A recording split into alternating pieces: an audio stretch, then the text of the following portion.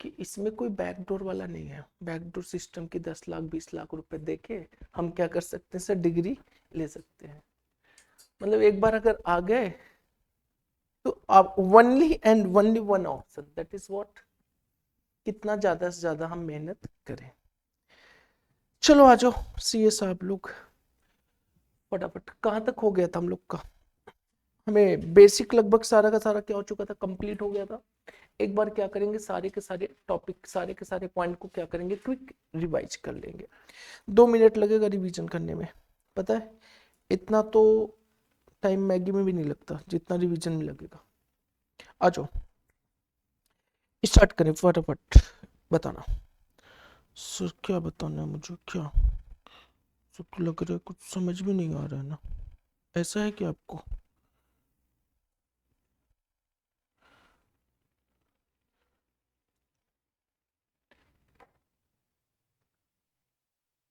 चलो फटाफट आ जाओ, एक बार क्या करेंगे रिवीजन। देखो रिवीजन कैसे करना है आपको मैं बता दूं, केवल और केवल ये लिख लो पॉइंट कि कंसेप्ट हमारा क्या है इस चैप्टर में, उस कंसेप्ट को ध्यान रखना है। कंसेप्ट वाइज ही आप रिवाइज कर पाओगे। अब ये बताना, अगर मैं बात करूं बेसिक की, तो बताना what is the objective of the income tax act. 2 objective है, पहला कौन सा हो जाएगा बताना, पहला क्या हो जाएगा sir, total income, and the second क्या हो जाएगा हमारा, टैक्स लायबिलिटी। अगर हम टोटल इनकम की बात करें तो टोटल इनकम ऑलवेज भी डिवाइडेड इनटू 5 पार्ट्स। कितने पार्ट्स में डिवाइड करते हैं हम लोग, 5 पार्ट में। और फिर इसके बाद जितना भी टोटल इनकम आएगा इस पे हम लोग क्या कंप्यूट करते हैं, टैक्स लायबिलिटी। और जब टैक्स लायबिलिटी की बात आती है तो टैक्स लायबिलिटी को कंप्यूट करते समय अपने इनकम को हम 2 पार्ट में डिवाइड करते हैं, एक नॉर्मल इनकम और एक कौन सा हो जाता है, स्पेशल इनकम। स्पेशल इनकम की जो टैक्स रेट है वो आपका long term capital gain under section 112 है तो 20% हो जाएगा, short term capital gain under section 111A है तो कितना हो जाएगा 15%, और long term capital gain under section 112A है तो कितना हो जाएगा हमारे पास 10% हो जाएगा। इसके अलावा कैजुअल इनकम है तो बताना कितना हो जाएगा हमारा, 30% हो जाएगा, और एक जगह पे 78% था, याद है। अगर आपका इनकम सेक्शन 68 टू 69 है तो वहां पे टैक्स का रेट कितना हो जाएगा, 78%। जैसे कि क्या है, अनएक्सप्लेन्ड क्रेडिट है कहां पे, बुक्स ऑफ अकाउंट में, अनएक्सप्लेन्ड एक्सपेंडिचर्स है, या फिर इन्वेस्टमेंट किया लेकिन इन्वेस्टमेंट आपने फुली डिस्क्लोज नहीं किया, जितना अनडिस्क्लोज अमाउंट है वहां पे आपका टैक्स रेट कितना रहेगा, 78%। अनडिस्क्लोज कोई भी इन्वेस्टमेंट है तो वो आपका कितना रहेगा, 78%। या फिर हुंडी वाले केसेस है तो वहां पे कितना हो जाएगा, 78% का टैक्स लग जाएगा।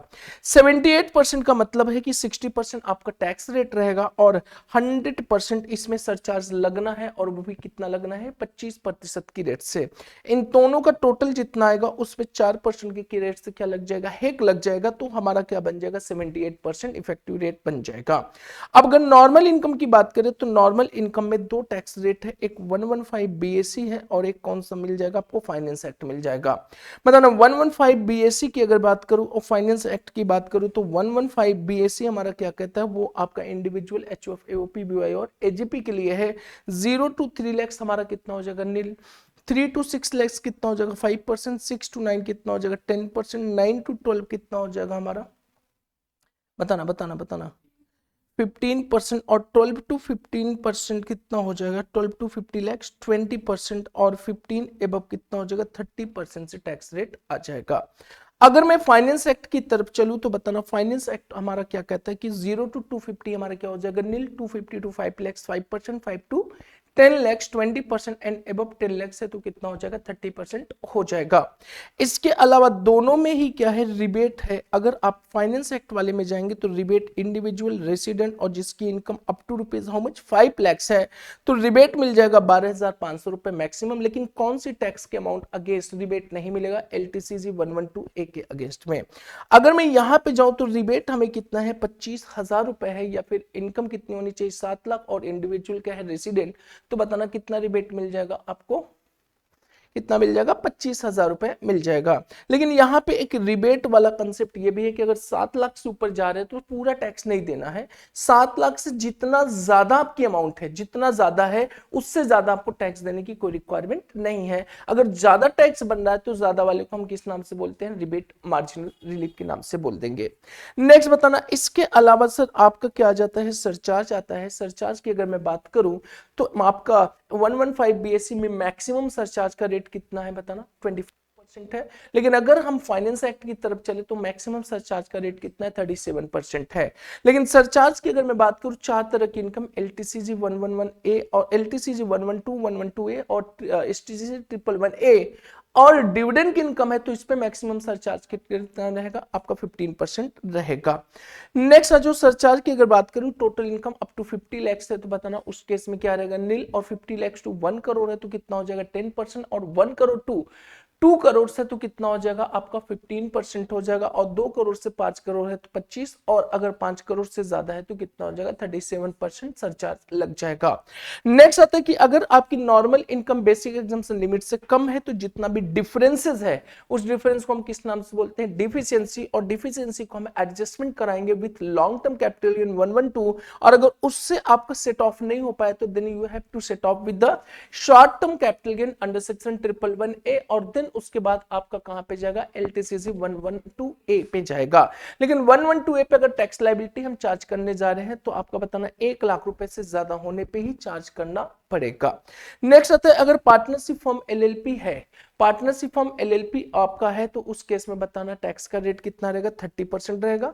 और सरचार्ज 1 करोड़ से ऊपर है तो कितना रहेगा, हमेशा और हमेशा 12%। अगर कंपनी है तो कंपनी आपकी फॉरेन कंपनी, और कौन सी कंपनी चेक करना है आपको, डोमेस्टिक कंपनी। अगर आपकी डोमेस्टिक कंपनी है तो उसमें देखना है कि टर्नओवर हमारा कब से कब तक का है बताना। टर्नओवर अगर 21-22 का, 21-22 का कितना है, 450 करोड़ तक है तो बताना कितना रहेगा, 25%। अदरवाइज कितना हो जाएगा हमारा, 30% हो जाएगा। और अगर फॉरेन कंपनी है तो बताना फॉरेन कंपनी की केस में सर नॉर्मल टैक्स रेट कितना रहेगा, 40%। और रॉयल्टी वाले केसेस में है तो कितना हो जाएगा बताइएगा, 50% हो जाएगा। सरचार्ज की रेट की अगर मैं बात करूं कंपनी में, तो कंपनी का अगर अप टू ₹1 करोड़ है तो बताना सरचार्ज का रेट कितना रहेगा, 1 करोड़ है तो नील रहेगा। और अगर 1 करोड़ से 10 करोड़ के बीच में है तो डोमेस्टिक कंपनी में कितना हो जाएगा हमारा, 7%। और अगर एक 10 करोड़ से ऊपर है तो सरचार्ज कितना हो जाएगा हमारा, 12%। और फॉरेन कंपनी तो 2% और 5% हो जाएगा।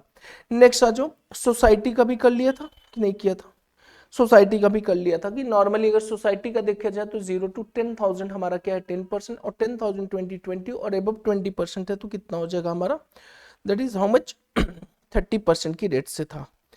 यहाँ पे जो सारा का सारा हमारा पूरी की पूरी कंसेप्ट यहाँ पे क्लियर हो चुका है। नेक्स्ट कंसेप्ट पे आएंगे, ये एक्सेप्शन भी करा दिया था हमने, सारा एक्सेप्शन हो गया था कि नहीं हुआ था, चलो ये पॉइंट नोट कर लिया था। Undisclosed source of income, undisclosed source of income कौन कौन से हो सकते हैं, cash credit, unexplained investment, unexplained money, इसको नोट कर लो। इस वाले इनकम पे आपका सरचार्ज का नॉर्मल टैक्स रेट कितना है, 78%।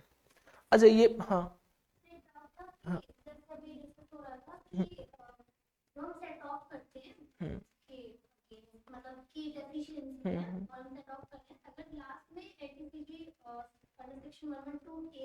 हाँ हम्म,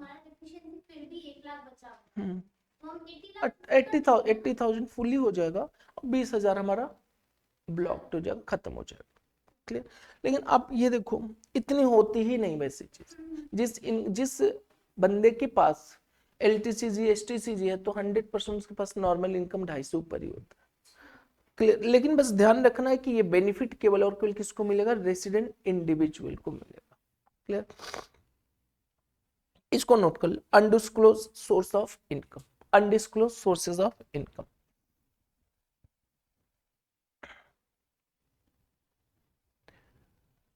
undisclosed sources of income,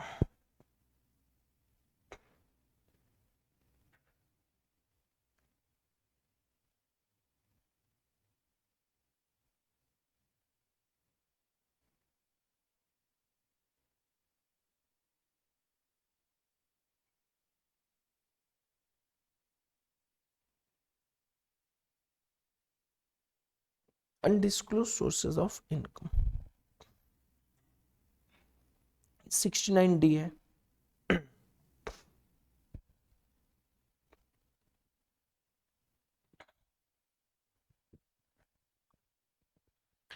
सबसे आसान आपका टैक्स होता है।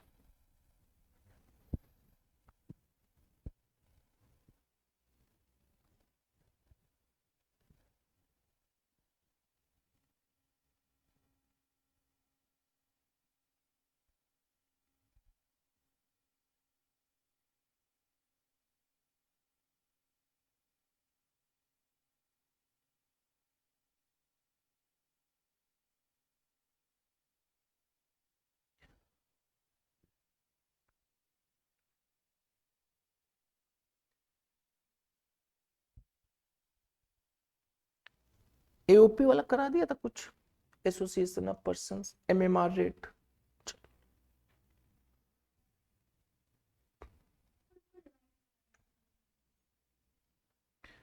एमएमआर केवल मेंबर के पॉइंट ऑफ व्यू से ध्यान रखना है, एमएमआर रेट।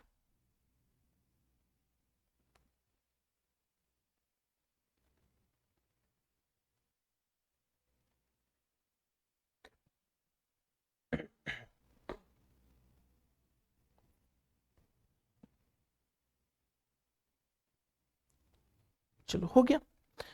अब देखो यहाँ पे क्या है, एओपी की ही बात करते हैं। एओपी है क्या हमारा, एओपी एसोसिएशन ऑफ क्या है, पर्सन है। इसको ना दो टैक्स रेट देना होता है, एक तो नॉर्मल टैक्स रेट देना होता है और एक होता है हमारा कौन सा, एमएमआर। क्लियर, बस ये पॉइंट ध्यान रखना है। अगर एओपी हमारा एमएमआर की रेट से पे कर रहा है टैक्स, तो इसके थ्रू जिसको भी मेंबर को इनकम होने वाला है, जितने भी मेंबर एओपी के उनको जो भी इनकम होगा, वो सारा का सारा इनकम क्या हो जाएगा, एग्जम्प्ट हो जाएगा, वो टैक्स के दायरे में नहीं आएगा।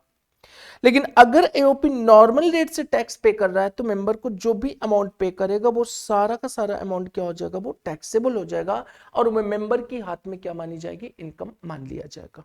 क्लियर। अब एओपी सर कब इस पे देगा, कब ये देगा, ये आपके कोर्स में है नहीं, तो इसके बारे में नहीं सोचना, बस ये पॉइंट ध्यान रखना है, if AOP paid tax at highest rate, then the income from AOP to the member, that will be the exempt. And अगर AOP हमारा नॉर्मल से पे कर रहा है, तो जो इनकम AOP से होगा उसके मेंबर को, वो क्या हो जाएगा, टैक्सेबल। इतना ही केवल कंसेप्ट है, वो आपको ध्यान रखना है और कुछ नहीं ध्यान रखना है। मतलब एओपी क्या होता है हमारा, एसोसिएशन ऑफ पर्सन है। एसोसिएशन ऑफ पर्सन अगर इंडिविजुअल है तो इंडिविजुअल वाला पोर्शन तो आपके कोर्स में है ही। अब बताना, यहाँ पे ए है, बी है और सी, तीन इंडिविजुअल है और तीनों इंडिविजुअल मिलके एक एओपी बना दिया और एओपी ने सपोज करो इनकम कमाया कितना, बताना 10 लाख रुपए। और 10 लाख पे अब ये टैक्स किस रेट से दे रहा है एओपी, अगर नॉर्मल से रेट से दे रहा है, नॉर्मल रेट का मतलब 0 to 250 वाले से, अगर 0 to 250 वाले रेट पे दे रहा है, तो यहां से जो इनकम मिलेगा ए बी सी को, जो भी इनकम मिलेगा, वो सारा इनकम ए या बी या सी के हाथ में क्या हो जाएगा, टैक्सेबल हो जाएगा। क्लियर। और अगर ये मेंबर एमएमआर रेट से टैक्स पे कर रहा है, तो वो सारा इनकम इनके हाथ में क्या हो जाएगा, एग्जम्प्ट हो जाएगा। क्लियर, बस इतना ही ध्यान रखना है, आगे कुछ इसमें करने की कोई रिक्वायरमेंट नहीं है। नेक्स्ट आ जाते हैं हम लोग, नेक्स्ट चैप्टर लिखेंगे, that is the taxation of dividend. Dividend, taxation of dividend की बात करेंगे।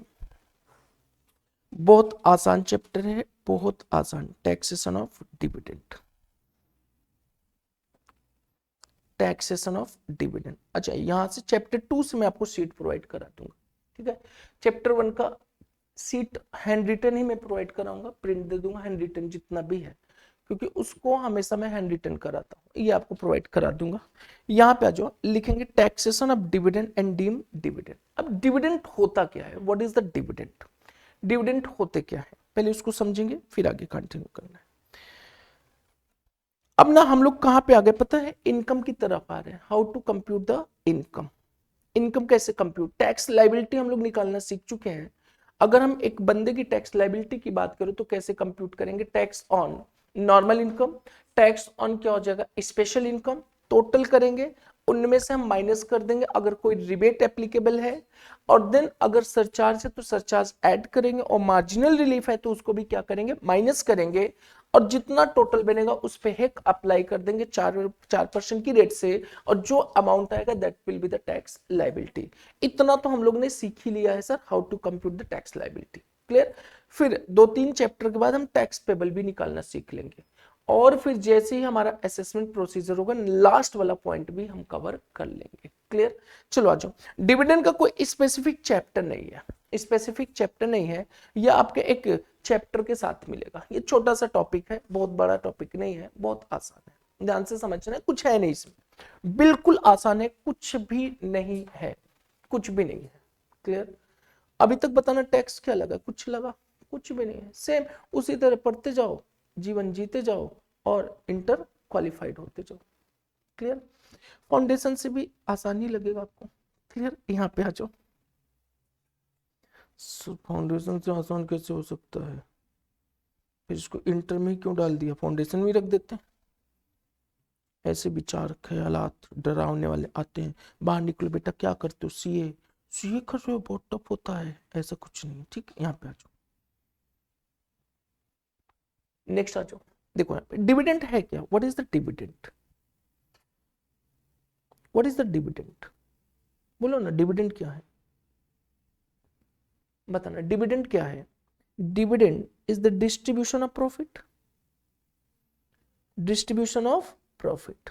अच्छा, ये डिस्ट्रीब्यूशन कौन करता है? डिस्ट्रीब्यूशन ऑफ प्रॉफिट जो करता है वो कंपनी करती है, कंपनी। कौन करता है? कंपनी। ये कंपनी किसको डिस्ट्रीब्यूशन ऑफ प्रॉफिट किसको देता है? To shareholders, shareholders. अच्छा, शेयर होल्डर्स जो होते हैं कंपनी के वो दो होते हैं, एक इक्विटी शेयर होल्डर होते हैं और डिवेंचर होल्डर ना, नहीं, वो कौन होते हैं? Preference share holder. क्लियर? जब कंपनी के पास प्रॉफिट आती है ना, प्रॉफिट, जितना भी प्रॉफिट आए, एक कंपनी के पास सपोज करो प्रॉफिट आ गया 10 लाख रुपए, ये कंपनी इस 10 लाख पे क्या पे कर देता है बताना? टैक्स पे कर देगा, कंपनी अपना टैक्स पे कर देगा। टैक्स पे करने के बाद इसके पास जो प्रॉफिट बचता है उस प्रॉफिट को क्या करता है? अपने शेयर होल्डर और प्रेफरेंस शेयर होल्डर को डिस्ट्रीब्यूट कर देता है कि भाई आप सब कंपनी के कौन हो? मालिक हो, आप सब ने कंपनी में क्या लगाया है? पैसा लगाया है, उस लगाए गए पैसे के बदले में मैं आपको कुछ पे कर रहा हूं, जो पे किया जा रहा है that will be known as what? Dividend. यहां तक क्लियर? अब बताना, कंपनी ने जैसे ही शेयर होल्डर को कुछ पे किया, डिविडेंड किया, तो शेयर होल्डर के लिए क्या वो इनकम बन रही कि नहीं बन रही है? यस। तो हमें यह पढ़ना है कि जो डिविडेंड इनकम आ रही है शेयर होल्डर को, वो उसके साथ क्या किया जाएगा, वो इनकम क्या मानी जाएगी, कैसे नहीं मानी जाएगी। यहां तक क्लियर हुई चीजें? मतलब डिविडेंड जो हमें पढ़ना है, कंपनी तो आपके कोर्स में है ही नहीं, डिविडेंड हमें पढ़ना है कि जो एक शेयर होल्डर को डिविडेंड मिल रहा है, किससे मिल रहा है? कंपनी से। तो वो शेयर होल्डर के लिए क्या बनेगा, क्या इनकम बनेगा? यदि वो इनकम बन रही है तो उस पर शेयर होल्डर क्या पे करेगा? टैक्स पे करेगा। और अगर शेयर होल्डर के लिए इनकम बन रहा है तो कौन सा इनकम बन रहा है? नॉर्मल इनकम बन रहा है कि स्पेशल इनकम बन रहा है? क्लियर? अब बताओ, एक कंपनी है, कंपनी ने दे दिया, इसके ना शेयर होल्डर थे, मान के चलो ईजे था शेयर होल्डर, कंपनी ने इसको डिविडेंड दिया भाई 1 लाख रुपए।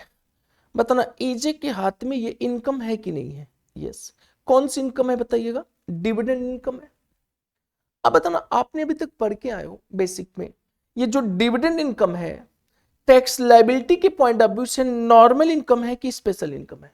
नॉर्मल इनकम है, बात खत्म।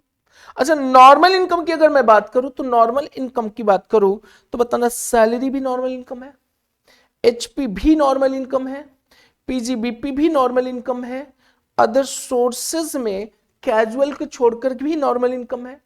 तो ये डिविडेंड कहां का नॉर्मल है? सैलरी का, एचपी का, पीजीबीपी का या अदर सोर्सेज का? अब ध्यान से सोचना, अगर मैंने कंपनी में 10 लाख रुपए लगा दिया है, कंपनी 1 लाख दे रहा है, तो क्या वो सैलरी दे रहा है? सैलरी तो हो नहीं सकता। क्या वो बिल्डिंग से किराया आ रहा है? नहीं, बिल्डिंग से किराया तो हो नहीं सकता। क्या हर कंपनी में पैसा लगा के मेरे को इनकम कमाना मेरी धंधा है क्या? नहीं है। मैंने ऐसे ही लगा दिया और लगा के मुझे लगा के इनकम आ जानी चाहिए, तो वो इनकम कहां पे दिखाई जाएगी? इनकम फ्रॉम अदर सोर्सेस में। क्लियर हुई चीजें? तो मतलब इनकम किस हिस्से का इनकम बनने वाला है? अदर सोर्सेस का। लेकिन टैक्स लायबिलिटी जब कंप्यूट करेंगे तो क्या बनेगा वो बताना? नॉर्मल इनकम का पार्ट बन जाएगा। यहां तक क्लियर? अच्छा, एक बंदा है सपोज करो जो एजे है ना, इसकी इनकम 2 करोड़ के ऊपर जा रहा है और उसमें डिविडेंड भी है, तो बताना सरचार्ज का रेट मैक्सिमम कितना लगेगा? 15%। डिविडेंड वाली इनकम पे सरचार्ज का रेट कितना लगता है? 15%। मैं इस कंसेप्ट को इसीलिए करा रहा हूं कि ताकि डिविडेंड से रिलेटेड जितने भी कंसेप्ट है आपका कंप्लीट हो जाए, क्योंकि डिविडेंड का केवल एक ट्रीटमेंट कहां पे है, वही सरचार्ज के केस में आ जाएगा, अदरवाइज और कोई केस इसमें राइज नहीं होगा। यहां तक क्लियर हुई चीजें? तो what is the dividend? Dividend is nothing, dividend is the income for share holders. जो शेयर होल्डर को इनकम हो रही है, किससे हो रही? कंपनी से हो रही है। कंपनी क्या कर रही है? अपनी प्रॉफिट को डिस्ट्रीब्यूट कर रही है, वो हमारा इनकम क्या बन जाएगा? डिविडेंड बन जाएगा। यहां तक क्लियर? तो आ जाओ पॉइंट नंबर 1 लिखेंगे, what is the dividend? Dividend is a distribution of profit. Dividend is a distribution of profit.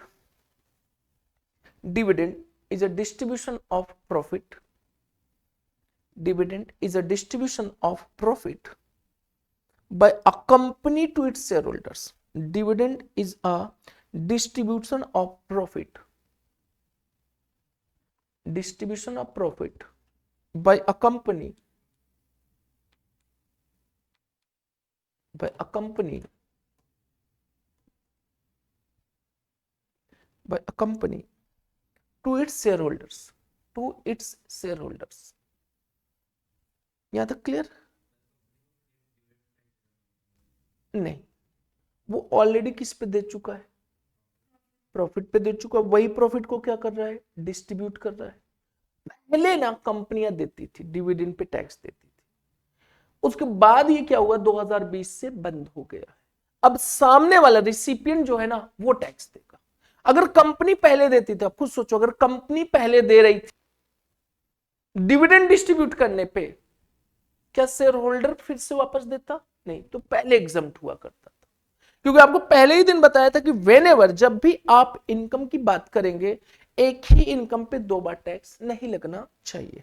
यहां फिर भी एक एक्सेप्शनल है, इस इनकम पे 2 बार इनकम लग रही है, एक्सेप्शनल है। क्लियर हुई चीजें? अजो यहां पे dividend is a distribution of profit by a company to its shareholders. बस पहली पॉइंट लिखना है, दूसरा नहीं लिखना है। Dividend is a distribution of profit. कौन डिस्ट्रीब्यूट करता है प्रॉफिट को? कंपनी। टू किसको करता है? Its shareholders. अपने शेयर होल्डर को प्रॉफिट को डिस्ट्रीब्यूट करके दे रहा है, तो उस डिस्ट्रीब्यूटेड प्रॉफिट को हम किस नाम से बोलते हैं? डिविडेंड के नाम से बोलेंगे। अब बताना, डिविडेंड के नाम से बोलेंगे, ये डिस्ट्रीब्यूशन चाहे डायरेक्टली हो चाहे इनडायरेक्टली। अब डिस्ट्रीब्यूशन 2 तरह की हो सकती है। कंपनी कहती है भाई मैं डिस्ट्रीब्यूट कर दिया प्रॉफिट, बात खत्म, पैसा लेके जाओ। या फिर कंपनी ने कुछ बोला ही नहीं, शेयर होल्डर पैसा उठा के लेके चले गए, तो भी है, क्योंकि शेयर होल्डर कह रहा है भाई मैं कंपनी का कौन हूं? मालिक हूं। अब देखो यहां पे ध्यान से देखना, बहुत आराम से। एक कंपनी है ईजे लिमिटेड। इस कंपनी का ना बैलेंस शीट है, ये देखो प्रॉफिट है 10 लाख रुपए, इधर बैंक भी है, कितना है? 10 लाख रुपए। यहां तक क्लियर? अब बताना, अगर कंपनी ने डिविडेंड दिया तो एंट्री कंपनी क्या पास करेगी? डिविडेंड अकाउंट डेबिट टू क्या कर दिया? बोलो ना, बैंक अकाउंट।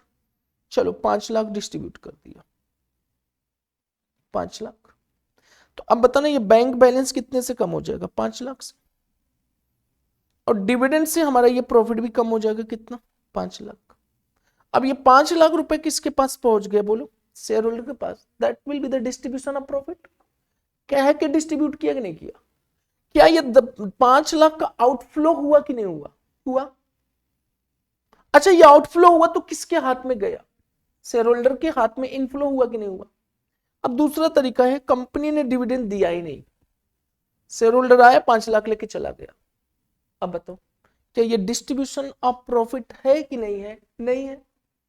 फिर भी इनकम टैक्स कहता है नहीं, हम इसको मानेंगे कि ये डिस्ट्रीब्यूशन ऑफ प्रॉफिट। बस 2 कंसेप्ट है।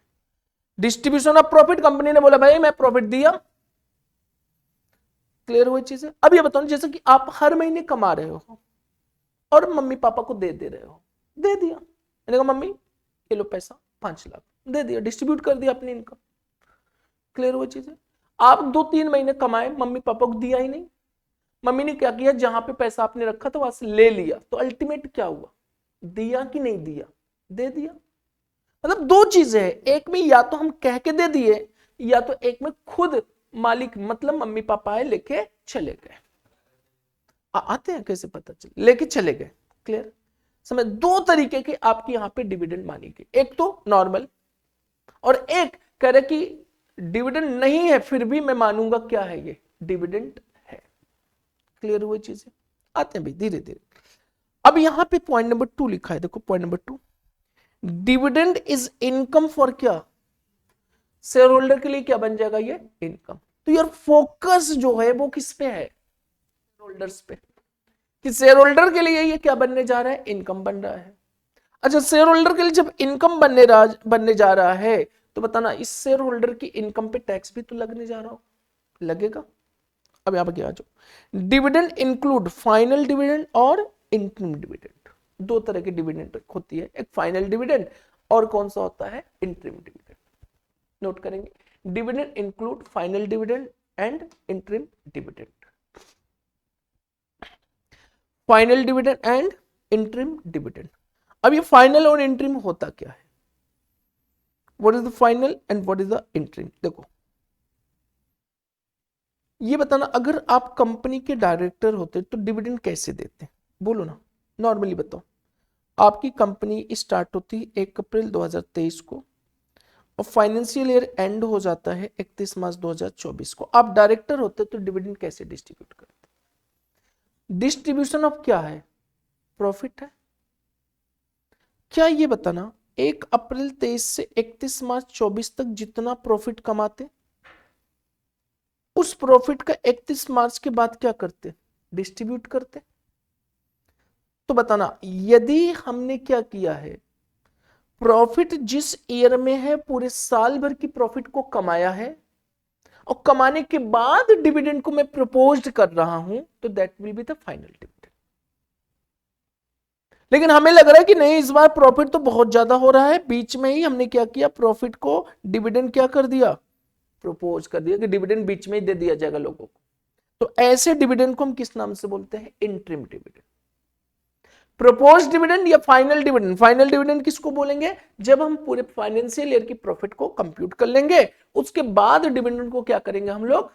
डिक्लेयर करेंगे, तो वो हमारा क्या हो जाएगा? Final dividend. अच्छा, फाइनल डिविडेंड और इंटरिम डिविडेंड में फर्क कुछ है कि नहीं है? है ना? है।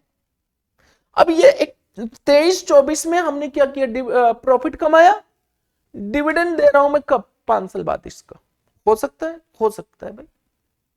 लेकिन इंटरिम डिविडेंड जिस साल की प्रॉफिट है उसी साल में मैं डिविडेंड दूंगा। अब देखो, मैंने 23-24 में कमा लिया, मैंने कहा प्रॉफिट कमा लिया 10 लाख रुपए, सभी शेयर होल्डर को डिस्ट्रीब्यूट किया जाएगा डिविडेंड। कब? पता ही नहीं है। 4 साल बाद जाके डिस्ट्रीब्यूट किया मैंने। समझ में आई चीजें? और इंटरिम डिविडेंड के साथ क्या है? जिस ईयर के प्रॉफिट उसी ईयर में क्या किया गया? डिस्ट्रीब्यूट कर दिया। तो बताना शेयर होल्डर के लिए कौन सा फायदेमंद है? इंटरिम या फाइनल? इंटरिम वाला। क्लियर हुई चीजें? अच्छा, यहां पे क्या है कि पता चला सर 23-24 की प्रॉफिट था, डिविडेंड 26-27 में मिल रहा है। शेयर होल्डर के लिए भी नुकसान है।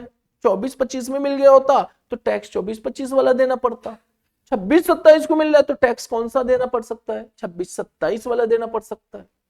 समझ में आ रही चीजें? तो दोनों में डिविडेंड में फर्क क्या है? एक तो है हमारे पास final dividend, it may be propose in a year but distributed in next year. लिखेंगे final dividend, it may be proposed in a year but distribute in next year. next year.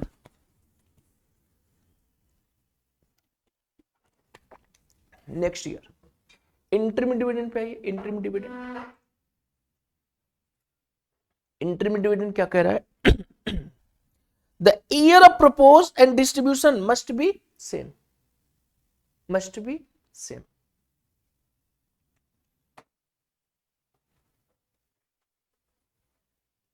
बताना यहां तक क्लियर?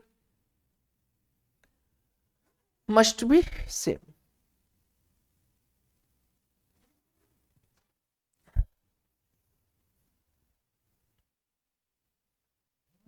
बताना, यहां तक किसी को doubt है 3 पॉइंट में? हाँ बताइए, सबसे पहले बताओ व्हाट इज द डिविडेंड? कौन करेगा डिस्ट्रीब्यूशन ऑफ प्रॉफिट? किसको करेगा? बस खत्म, दैट इज द डिविडेंड। अब डिस्ट्रीब्यूशन ऑफ प्रॉफिट, कब की प्रॉफिट का डिस्ट्रीब्यूशन कर रहा है? अगर 23-24 में प्रॉफिट कमाया कंपनी ने 10 लाख, अब 23-24 में इसने कहा मैं डिविडेंड दूंगा, और दे रहा है कब? 23-24 के बाद। तो ये जो डिविडेंड है कौन सी डिविडेंड हो जाएगी? Final dividend. अब कमाया 23-24 में ही प्रॉफिट, 23-24 समाप्त होने से पहले ही उसने उसी ईयर की प्रॉफिट को क्या किया? डिस्ट्रीब्यूट कर दिया। तो ये डिविडेंड हो जाएगा कौन सा? Interim dividend. समझ में आई चीजें? नेक्स्ट अच्छा। हाँ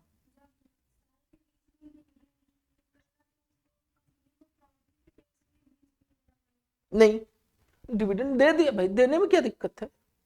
हमारे पास इनकम आ रही पूरे साल भर, मम्मी को दे दिया तो क्या दिक्कत है बीच में से? तो टैक्स तो अगले असेसमेंट में देंगे ना। देखो कंपनी की प्रॉफिट अलग मैटर है। ये बताओ अगर कंपनी ने 10 लाख रुपए कमाया पूरे साल भर, अब पूरे साल भर 1 अप्रैल 2023 से इसने कमाना शुरू कर दिया, ठीक है, बीच में जितना भी कमाया 2 लाख रुपए डिविडेंड डिस्ट्रीब्यूट कर दिया। डिस्ट्रीब्यूट कर देने से उसकी इनकम खत्म तो नहीं हो जाएगी? डिस्ट्रीब्यूट करना अलग चीज है और टैक्स को कंप्यूट करना कंपनी का अलग मैटर है। अब ये बताना, जब कंपनी का बुक्स ऑफ अकाउंट क्लोज हुआ तो उसकी टोटल इनकम दिख रही थी कितनी किताबों में? 12 लाख। लेकिन वो डिविडेंड कितना डिस्ट्रीब्यूट कर दिया? तो उसके हाथ में कैश के रूप में कितना पड़ा होगा? 10 लाख, क्योंकि 2 लाख दे चुका है। इनकम तो उसकी 12 लाख ही मानी जाएगी ना। उसने 2 लाख तो दे दिया, ऐसे क्या दे दिया है? डिविडेंड दे दिया है। तो उससे क्या फर्क पड़ता है? क्लियर? अगर मान के चलो आप लगातार कमा रहे हो तो खर्चा कब करोगे? 1 साल बाद ही, बीच में नहीं कर सकते। तो उस क्या खर्चा कर देने से आपकी इनकम कम हो जाएगी क्या? इनकम तो पूरे साल भर की जो है वो तो रहेगी ही रहेगी, और जैसे जैसे जरूरत पड़ी वैसे वैसे हम क्या करते जाएंगे? खर्चे भी करते जाएंगे, और जब टैक्स की बारी आएगी फिर टैक्स भी दे देंगे हम लोग। क्लियर? नेक्स्ट आ जाओ। हाँ दे सकते हो, दे सकते हो, इंटरिम दे सकते हो, एक साल में 2 बार 10 बार दे दो। लेकिन उसके लिए क्या करना पड़ता है? शेयर होल्डर की एक्स्ट्राऑर्डिनरी मीटिंग बुला के देना पड़ सकता है, एजीएम करानी पड़ेगी तब देना पड़ेगा। Without AGM is not possible.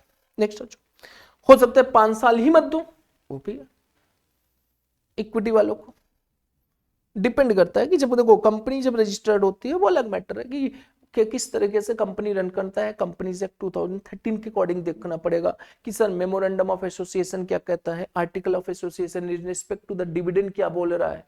वो सारी बातें पहले से आपको डिफाइन करना पड़ेगा एज पर द कंपनी से। नेक्स्ट आ जाओ, पॉइंट नंबर 4 देखा, as per the recipient oblique shareholders, as per the recipient oblique shareholders, as per the recipient oblique shareholders, such dividend is taxed in the hand of shareholders from previous year 20 और 21 as normal income, as normal income, as normal income except dividend under section 115 BBD. Tax क्या लिखा? As per the recipient oblique share holder such dividend is tax in the hand of share holder from previous year 2020-21 as कौन सी इनकम? Normal income except dividend under section 115 BBD. ये आपके course में नहीं है 115 BBD.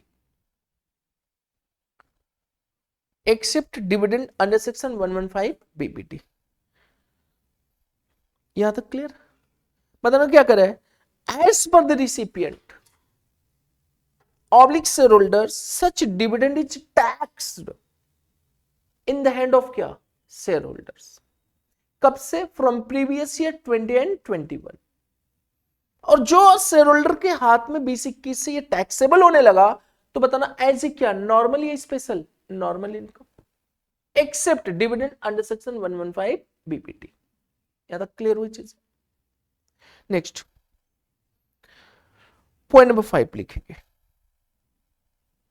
Dividend income is shown under the head of, dividend income is shown under the head of income from other sources, income from other sources, income from other sources.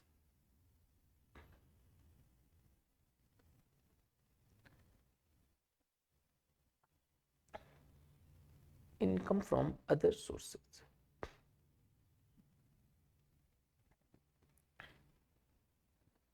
यहां तक clear?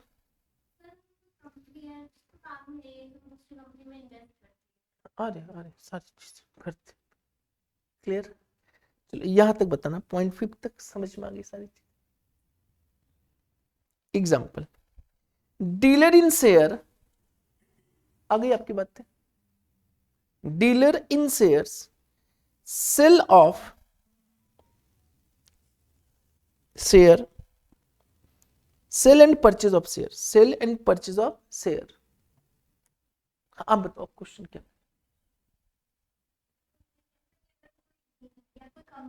Share खरीदता है, share बेचता है, खरीदता है बेचता है। तो इनकम इनकम तो बताना, इसकी जो शेयर्स है वो कहां पे दिखाई जाएगी? पीजीबीपी में, क्लियर? क्योंकि वो हमारा क्या हो गया?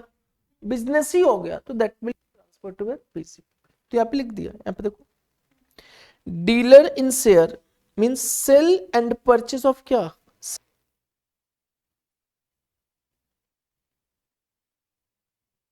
Clear? Income due to dealing in shares transfer to where? PGBP. तब तो फिर उसका तो नॉर्मल इनकम हो गया भाई। But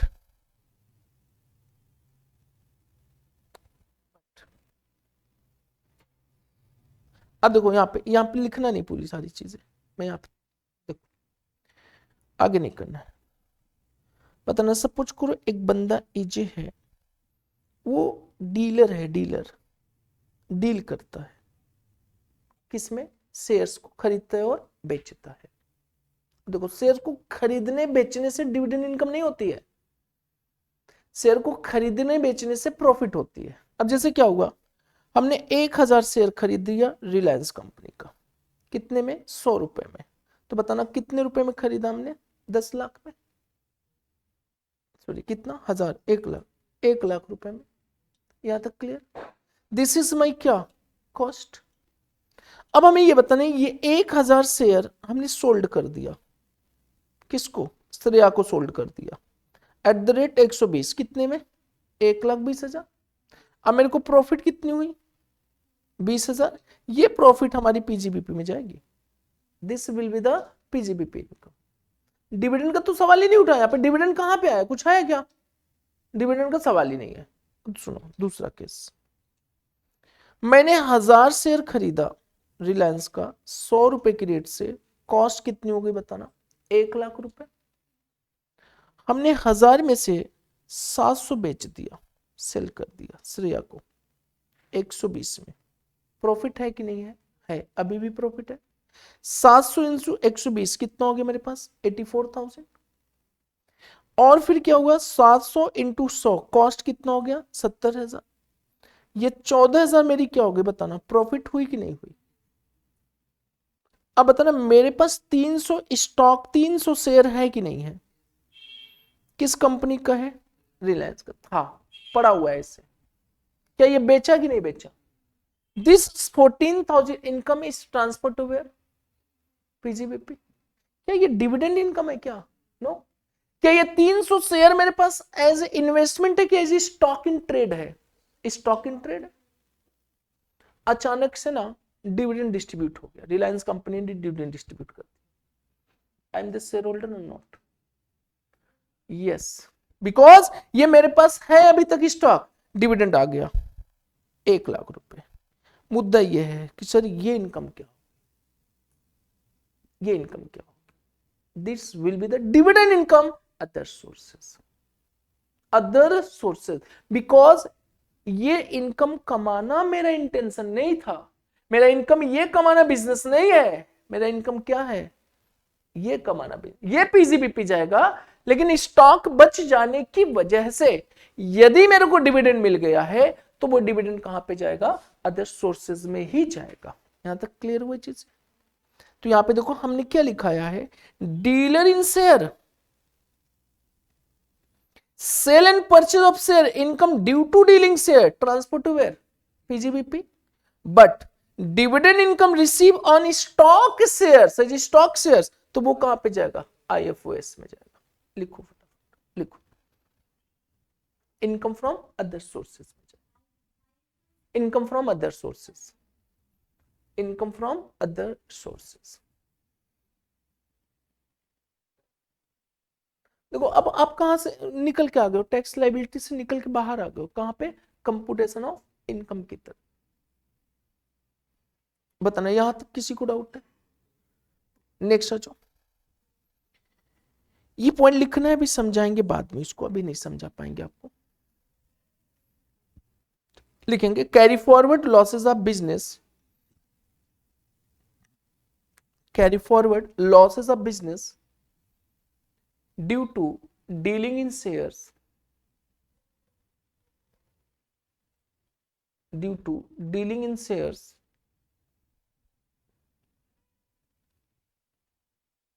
due to dealing in shares business, due to dealing in share business, then such loss can be set off against dividend income, can be set off against dividend income, can be set off against dividend income, can be set off against dividend income।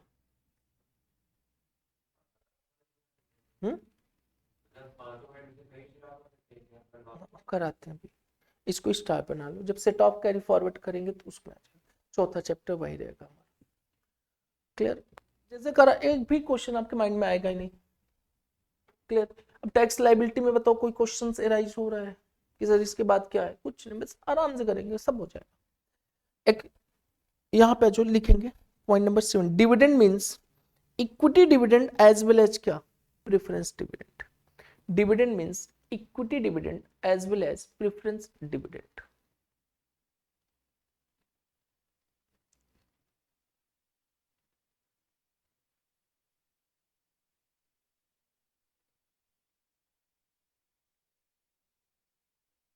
यहाँ तक clear.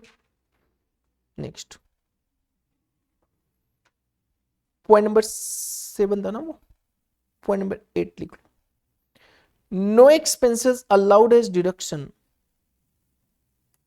no expenses allowed as deduction in respect to the dividend income, in respect to the dividend income except interest on loan oblique borrowings, except interest on loan oblique borrowings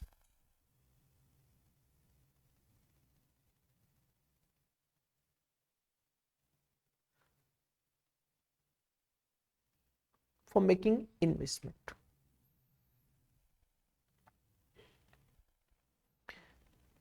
चलो यहां तक clear.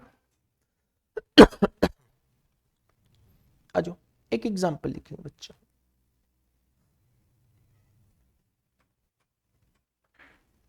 Example,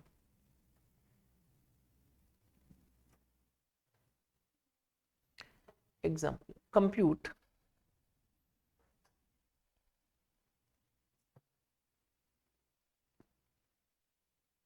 total income of Mr. E.J. from the following information for assessment year 2024-25, assessment year 2024-25।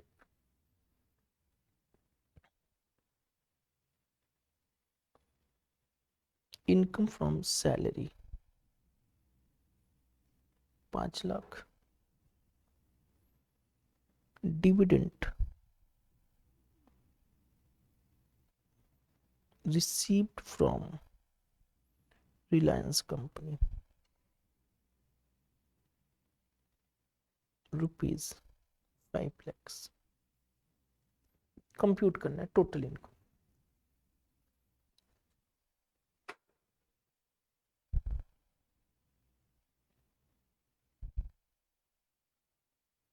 बताना income from salary कितना है 5 लाख और dividend receive from Reliance company कितना है 5 lakh.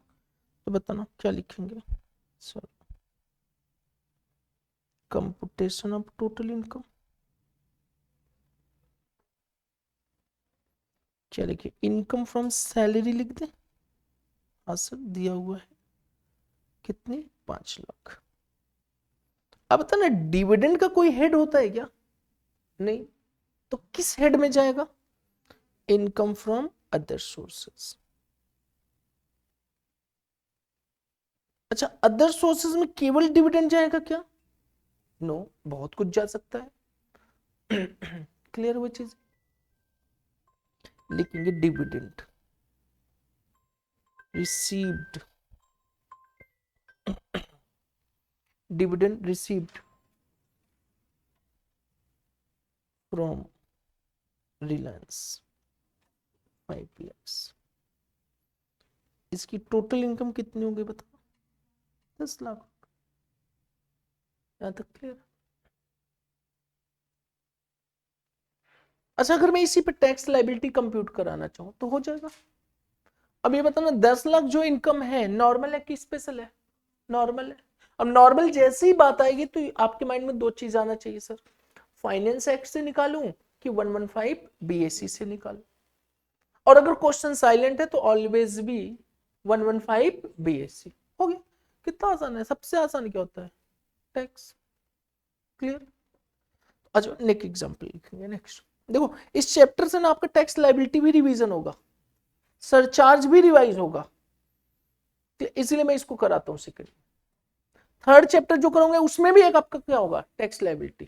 Fourth कराऊंगा टैक्स लायबिलिटी फिफ्थ कराऊंगा टैक्स लायबिलिटी सिक्स कराऊंगा tax 6 chapter तक आपका टैक्स लायबिलिटी रिवाइज होगा।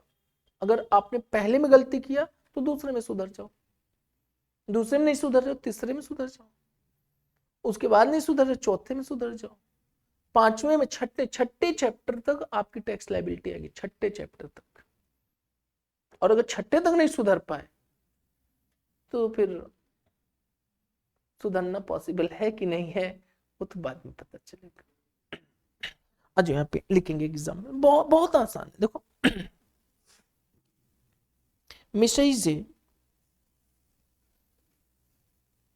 Ije received the following income from his investment.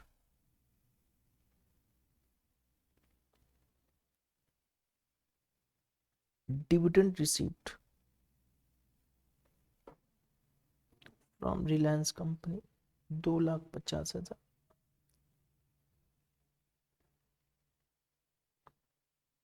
Dividend received from Tata 1,50,000। Dividend received from ABC 2 lakh रुपए। Interest on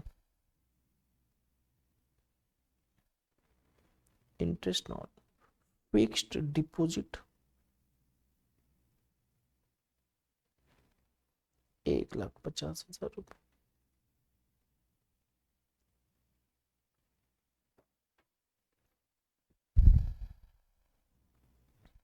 compute tax liabilities of mister इजे by default tax regime. बताना default tax regime क्या है 115 BAC। चलो अब यहां बताना क्या इनकम पकाया दिया है कि इनकम पकाना पड़ेगा पहले इनकम बनाना पड़ेगा फिर बना के क्या करेंगे खा लेंगे नहीं टैक्स लायबिलिटी निकालना पड़ेगा। अच्छा 2 मिनट, कुछ नहीं है बच्चा, सबसे आसान हमारा कौन सा है? टैक्स।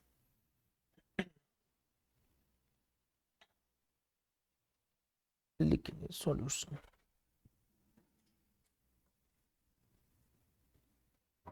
बताना क्या आएगा? कंप्यूटेशन ऑफ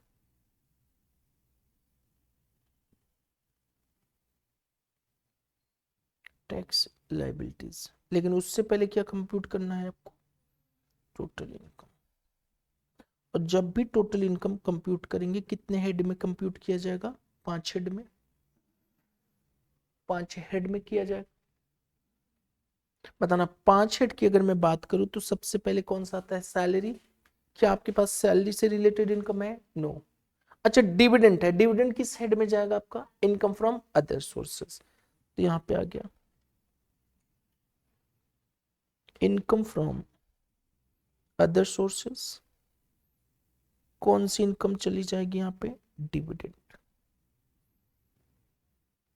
डिविडेंड फ्रॉम क्या है? रिलायंस कंपनी। कितना है? 2,50,000। डिविडेंड फ्रॉम क्या है? टाटा। 1,50,000। डिविडेंड फ्रॉम क्या है? एबीसी। 2 लाख रुपए। एंड इंटरेस्ट है, इंटरेस्ट ऑन फिक्स्ड डिपॉजिट। ये भी हमारा कहां पे जाएगा? Income from other sources.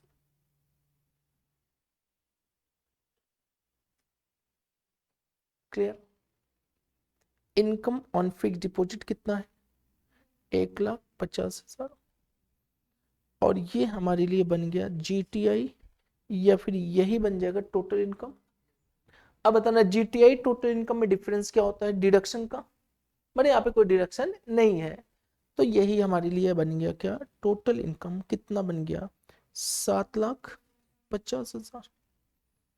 यहाँ तक क्लियर? अब टैक्स लाइबिलिटी फाइंड आउट कर दो, बताओ। टैक्स लाइबिलिटीज 0 to 250 ना? 0 to 3 lakhs। क्यों? 115 BSC है। और ये इनकम को नॉर्मल इनकम है, तो यहां पे आ जाएगा @nil और टैक्स अमाउंट हो जाएगा nil। 3 lakhs to 5 lakhs ना? अच्छा 6 lakhs। क्या हो गया? 5% कितना हो जाएगा? 15,000। 6 से 10 लाख ना? 6 से 9 लाख, बट 9 लाख से पहले ही आ गया कितना? 7,50,000। @20% ना? 10%। 20% वहां पे होता है 5 के ऊपर। यहाँ पे 5, 10, 15, 20 और 30, 25 नहीं है। यहाँ पे कितना हो गया हमारा? 15,000। टोटल कितना हो गया बोलो? 30,000। रिबेट आएगा कि नहीं आएगा? नहीं आएगा, क्योंकि इनकम 7 लाख से ज्यादा है। लेकिन इतना ज्यादा भी नहीं होना, इतना ज्यादा ना हो कि रिबेट, सॉरी, क्या हो जाए? हमारी इनकम कम हो, टैक्स क्या हो जाए? ज्यादा हो जाए। सॉरी, इनकम आपकी कम हो, टैक्स ज्यादा हो, तो जितना एक्स्ट्रा टैक्स जा रहा है उतना तो रिबेट मिल ही जाएगा। अब यहाँ पे देखो, इनकम कितने, टैक्स कितनी बन रही है? 30। और इनकम 7 के ऊपर कितनी है? 50। कोई रिबेट मिलेगा? नहीं, क्योंकि इनकम आपकी 30 से ज्यादा है। समझ में चीजें? तो यहाँ पे हो जाएगा नील। तो ये हो गया मेरे पास कितना बोलो? 30,000। अच्छा, यहाँ पे बताना, अगर ये इनकम 60,000 होता, 10,000 का क्या मिलता? रिबेट। क्लियर? अच्छा, लेकिन अगर इनकम ही 7 लाख के अंदर होती तो रिबेट कितना? मैक्सिमम 25,000। तरीका समझ में आ रहा है? 7 के ऊपर जा रहा है और टैक्स अमाउंट ज्यादा आ रहा है।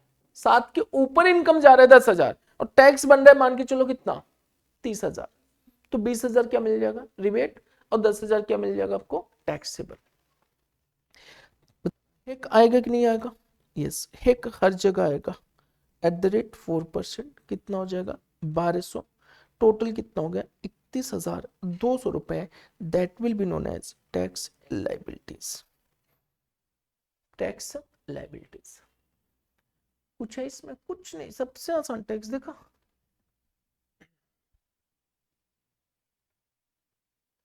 नेक्स्ट एक एग्जांपल और करेंगे।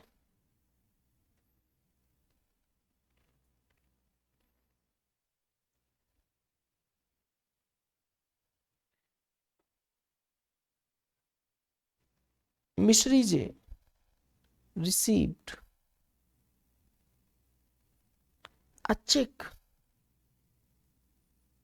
of rupees 5 lakhs from Reliance company as dividend income and deposited into bank, and bank charged at the rate 5% as collection charges. Collection charges. Collection charges.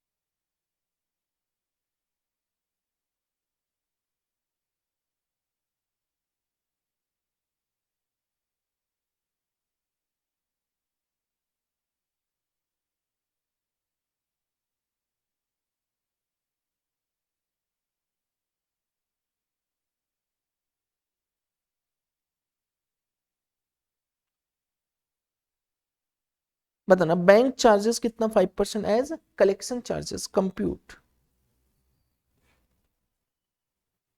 Total income and tax liabilities. ठीक, या तो clear?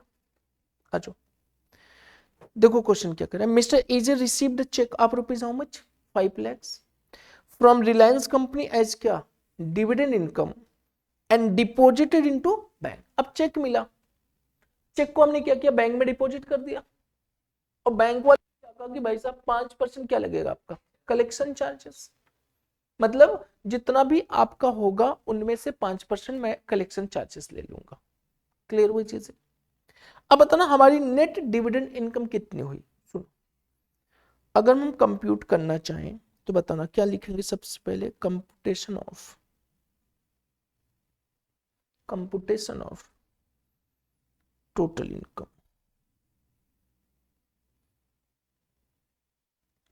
Computation of total income.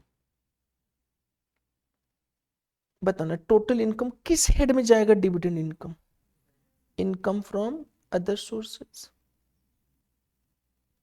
बताना कौन सी income है, dividend. Gross कितने amount मिला मेरे को 5 लाख। क्या जो कलेक्शन चार्जेस है क्या वो माइनस होगा कि नहीं होगा, नहीं होगा। पॉइंट नंबर 7 देखो क्या लिखा था, नो एक्सपेंसेस अलाउड एज क्या deduction in respect to the कौन सी इनकम, डिविडेंड इनकम। डिविडेंड की इनकम के रिस्पेक्ट में कोई भी एक्सपेंसेस आपको अलाउबल नहीं है, एक्सेप्ट क्या interest on loan borrowings for making investment and gaining the dividend. अभी ये पॉइंट भी समझाते क्वेश्चन से हो जाएगा, यहां तक क्लियर हुई चीजें? तो मतलब हमें यहां पे डिविडेंड के नाम पे कोई भी खर्चा अगर किया है तो एक्सपेंसेस मेरे को अलाउबल नहीं है, और हमारी टोटल इनकम कितनी मानी जाएगी, पूरी की पूरी 5 लाख। समझ में आई चीज? और इसका टोटल करेंगे तो हमारे पास इनकम आ गई टोटल कितनी, 5 लाख रुपए। बताओ किसी को डाउट है? Any expenses against dividend income is not allowed as expenses. कोई भी खर्चा मेरे को अलाउड नहीं है डिविडेंड के अगेंस्ट में अगर हमने कोई खर्चा किया होगा। समझ में चीज? तो आ जाओ, तो बताना क्या टैक्स लायबिलिटी भी आ जाएगा कि नहीं आ जाएगा? Yes. How to compute tax liability? कुछ बोला है कि नॉर्मल कौन सा लगाना है, 115 बीएससी या फाइनेंस एक्ट, तो कौन सा लगाएंगे, फाइनेंस एक्ट। बीएससी 02 क्या हो जाएगा बताइए, 3 lakhs एट द रेट नील, और टैक्स लायबिलिटी कितनी आ जाएगी, नील। 3 लैक्स टू कितनी हो जाएगी बताना, 5 लैक्स एट द रेट 5%, 10,000 रुपए, टोटल कितना हो गया 10,000। रिबेट आएगा कि नहीं आएगा, yes. Rebate under section 87A कितना आ जाएगा सर, 100% क्या हो जाएगा, टैक्स हो जाएगा, दैट इज 10,000 या फिर 12,500, नहीं 25,000, which ever is lower, because income does not exceed rupees 7 lakhs. यहाँ पे आ गया 10,000 का रिबेट, और फाइनली हमारी टैक्स लायबिलिटी कितनी आ जाएगी, नहीं। समझ में चीज, बोलो देखो कितना आसान है स्टेप, बस ऐसे ही 2 महीने और कर लियो, खत्म, टैक्स पढ़ाना शुरू कर दोगे आप। यहाँ पे बस पढ़ाना नहीं है, क्लियर। आओ पहले सीए बनना है, उसके बाद पता नहीं यहाँ तक किसी को डाउट है। चलो एक एग्जांपल और करते हैं हम लोग,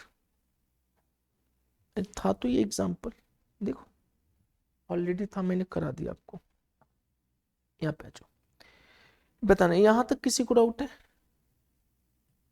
बोलो बच्चा, बोलो बोलो बोलो।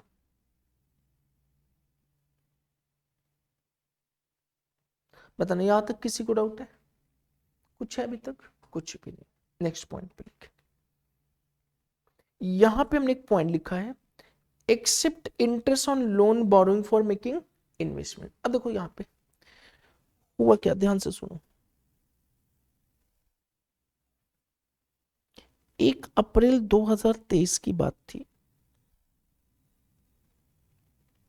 रिलायंस का ना एक अनाउंसमेंट हुआ कि वो शेयर ला रहा है, और मैं इन्वेस्टमेंट करना था मुझे, मैंने कसम खा के रखा था, रिलायंस जब भी शेयर इशू करेगा मैं क्या करूंगा, उसका शेयर इन्वेस्टमेंट करूंगा। हमने कहा अब यहां पे मुझे रिलायंस ने कहा कि हम शेयर ला रहे हैं, और 1 अप्रैल को शेयर आया, मैंने कहा 1 लाख रुपए तो इन्वेस्टमेंट करना ही करना, मेरे पास पैसा नहीं था, क्या करूं मैं, बताओ क्या करूं, इन्वेस्टमेंट करने क्या करूं मैं, लोन ले लूं किसी से। हमने लोन ले लिया 10% की रेट से, 1 लाख रुपए का लोन ले लिया। जब लोन लिया, लोन वाले पैसे को हमने इन्वेस्टमेंट कर दिया, कहां पे इन्वेस्टमेंट कर दिया, रिलायंस से, क्लियर। इधर से लोन आया, इधर चला गया 1 लाख रुपए।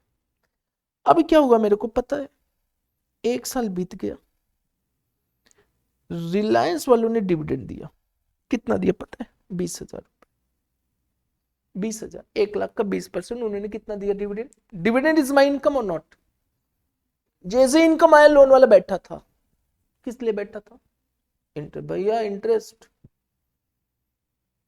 अब ये बताना यहां पे, dividend income is my income और नॉट, यस, लेकिन लोन वाला भी तो आके बैठा होगा, भाई साहब 1 साल हो गया, 1 लाख लिए हो, 10% देने के लिए बोले थे, इंटरेस्ट दोगे कि नहीं दोगे, यस।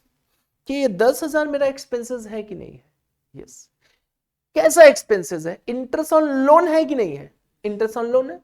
लोन किस लिए लिया था, फॉर इन्वेस्टमेंट इन शेयर्स, तो इन्वेस्टमेंट इन शेयर से मुझे कौन सी इनकम हुई, डिविडेंड। तो बताना डिविडेंड की इनकम जो आ रही है, यदि लोन की अमाउंट लेके आपने डिविडेंड इनकम कमाया है, तो उस लोन पर जो इंटरेस्ट है ना, वो आपको खर्चा अलाउबल हो जाए। अब बताना यहां पे हमारा डिविडेंड इनकम टोटल कितनी मानी जाएगी, 20 या फिर 20 माइनस 10,000, 20 माइनस 10,000, समझ में चीजें। लेकिन यहां पे भी एक लिमिटेशन दिया गया, कितना मिलेगा आपको, 20% डिविडेंड या फिर आपका interest which ever is lower, वो आपको डिडक्शन मिलेगा। तो आ जाओ आगे कंटिन्यू कर लो। इफ यहां पे लिखेंगे, if any loan oblique borrowings, if any loan or borrowings are taken from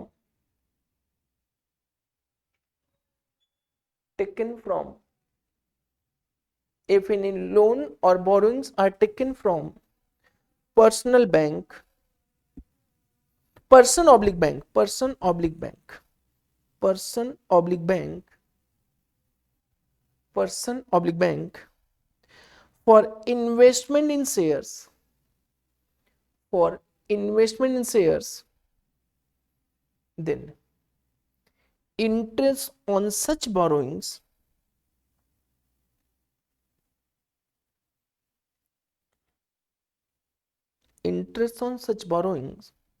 is allowed as deduction against dividend income, against dividend income, against dividend income, against dividend income, that is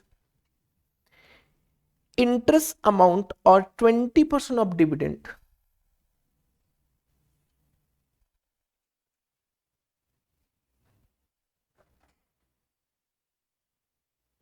of dividend, whichever is lower.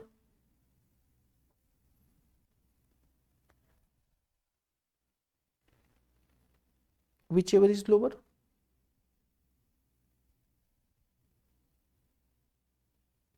Interest amount or 20% of dividend, whichever is lower. अब ये 20% of dividend from such investment in shares, dividend from such investment in shares, which is due to borrowings, which is due to borrowings, which is due to borrowings, which is due to borrowings.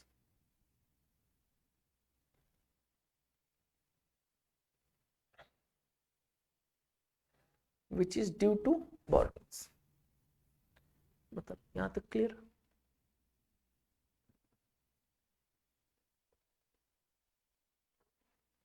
अब यहां पे देखो, सुनो सुनो, loan लिया था 10 lakh, investment किया 1 लाख, तो बता 10 लाख का 10%, 1 लाख रुपए मेरा इंटरेस्ट मिलेगा क्या? नहीं, जितना लोन में से हमने क्या किया होगा, इन्वेस्टमेंट किया है, उसके रिस्पेक्ट में जो इंटरेस्ट होगा वही आपको अलाउबल है, क्या होगा, डिडक्शंस। कुछ स्पेस देके क्वेश्चन करना है, अच्छा लिखेंगे compute amount of interest, compute amount of interest,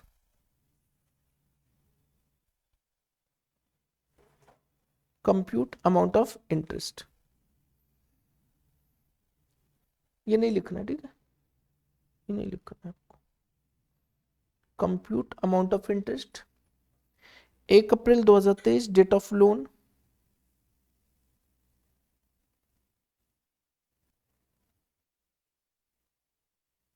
₹1,00,000 @ 12% per annum, और डेट ऑफ इन्वेस्टमेंट भी कितना है मेरा, सॉरी ये 10 लाख है, सॉरी 10 लाख 12% पर एनम, और डेट ऑफ इन्वेस्टमेंट भी वही है, टोटल अमाउंट 10 लाख।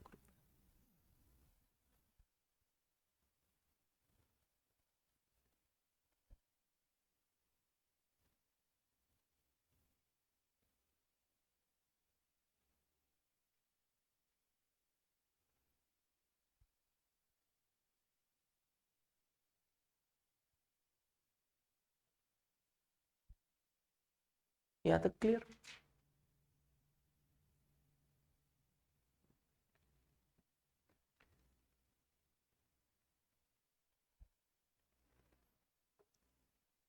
अब बताना इंटरेस्ट कितना हो जाएगा मेरा, 1,20,000, ये देखो 10 लाख इंटू 12%, 12 डिवाइड बाई 12, कितना हो गया, 1,20,000। नेक्स्ट एग्जाम्पल लिखो,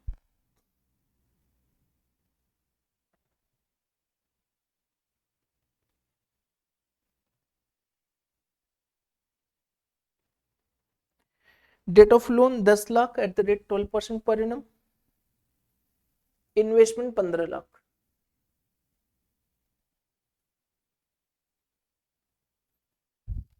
इन्वेस्टमेंट 15 लाख,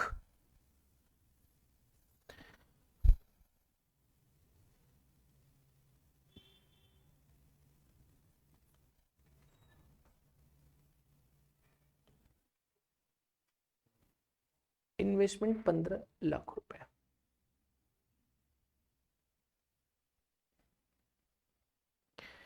तो बताना डेट ऑफ लोन कितना है हमारा, date of loan 1 April 2023, loan amount कितना है 10 लाख, 12% पर एनम। बताना इन्वेस्टमेंट कितना किया है 15 लाख, इंटरेस्ट अमाउंट कितना 1,20,000, क्योंकि हमने लोन ही कितना लिया था 10 लाख लिया था तो 10 ही लाख पे तो इंटरेस्ट देंगे। Next example, third example,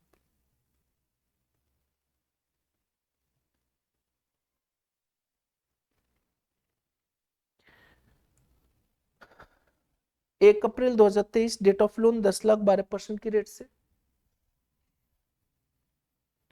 investment कितना है? 8 lakh. What is the interest on loan eligible for deductions?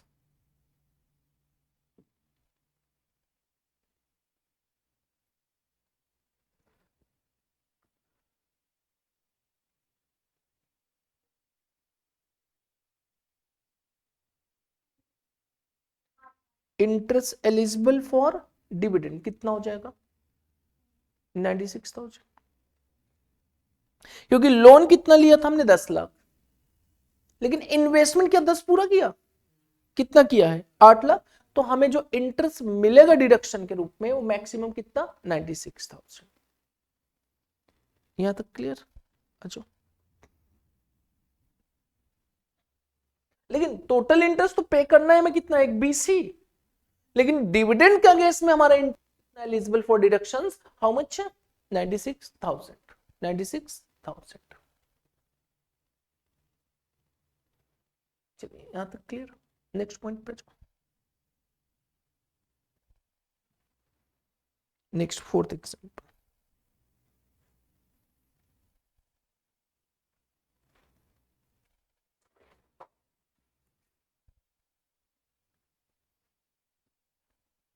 Loan लिया 1 April 2023, date of loan 10 lakh 12%, but investment यहां पे नहीं किया। 1 जुलाई 2023 को इन्वेस्टमेंट किया 10 lakh. Interest eligible for deductions.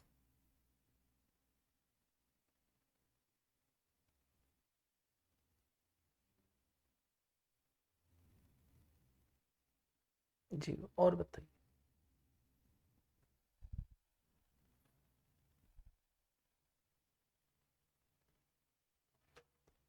आश्चर्य बताइए।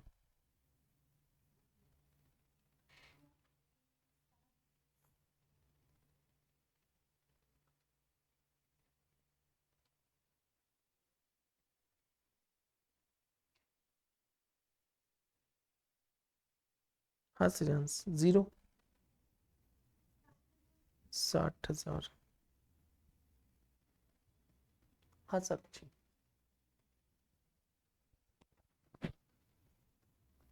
हरिनंद 90,000, 40,000,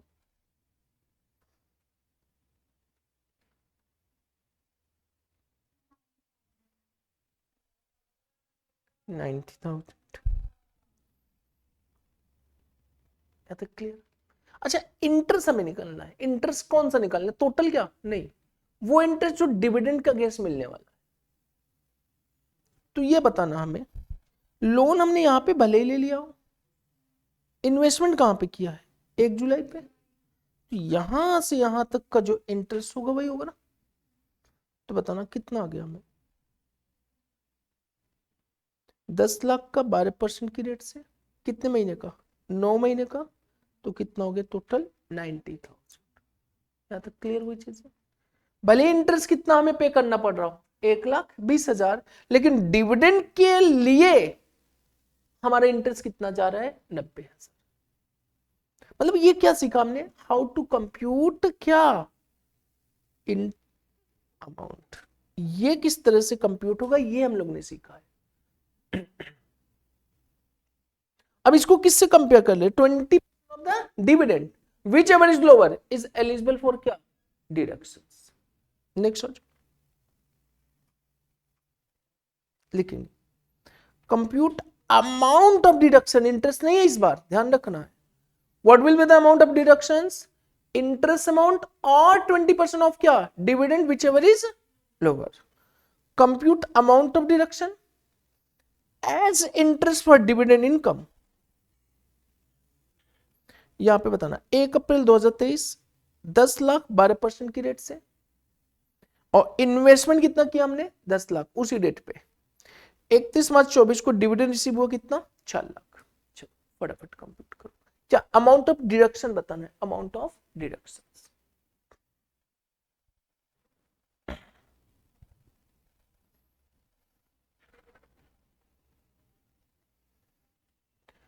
अमाउंट ऑफ डिडक्शंस,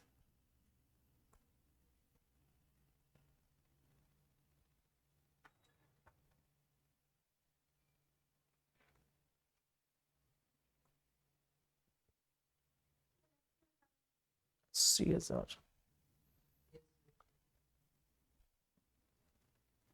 बताओ सियास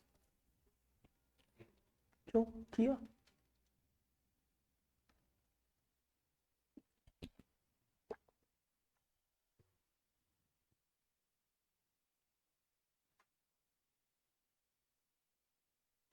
$80,000, 80,000 इज डिडक्शन। नहीं आया क्यों? क्या नहीं समझ? इंटरेस्ट समझ में आया? बताना what will be the deductions, किसका?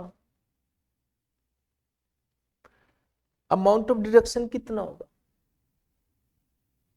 देखो लिखा है, कितना लिखा है, इंटरेस्ट अमाउंट या फिर क्या, 20% of dividend whichever is lower, यही निकालना है। अब यहाँ पे आ, देखो 1 अप्रैल 2023 को डेट ऑफ लोन है कितना, 10 लाख, एंड इन्वेस्टमेंट कितना किया, 10 लाख इसी डेट पे। तो बताना इंटरेस्ट कितना आएगा हमारा, इंटरेस्ट अमाउंट बताना। 1,20,000 ये आ गया। क्या ये पूरा डिडक्शन मिल जाएगा? No.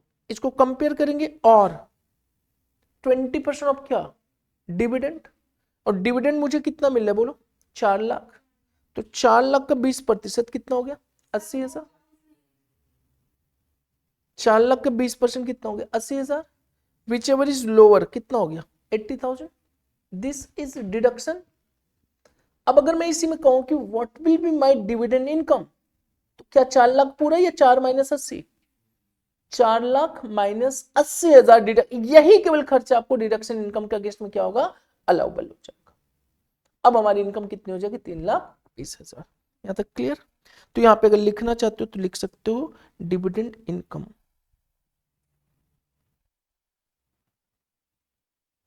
Is equal to 4 lakh minus deduction कितना, 80,000।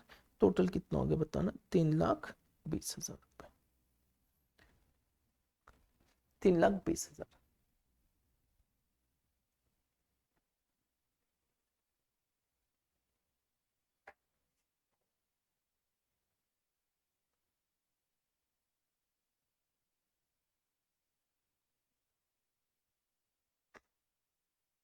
बताना यहां तक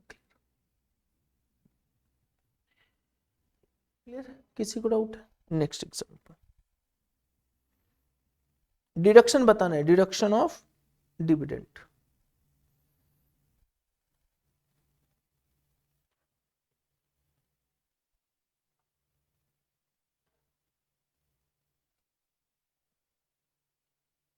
बताना 1 अप्रैल 2023 लोन है 10 लाख 12%, इन्वेस्टमेंट 1 जुलाई को किया 15 लाख, डिविडेंड 80,000।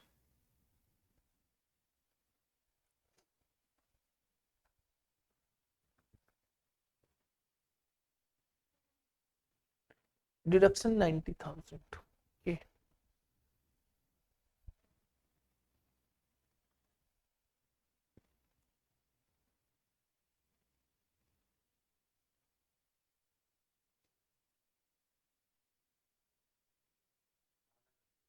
हाँ 480।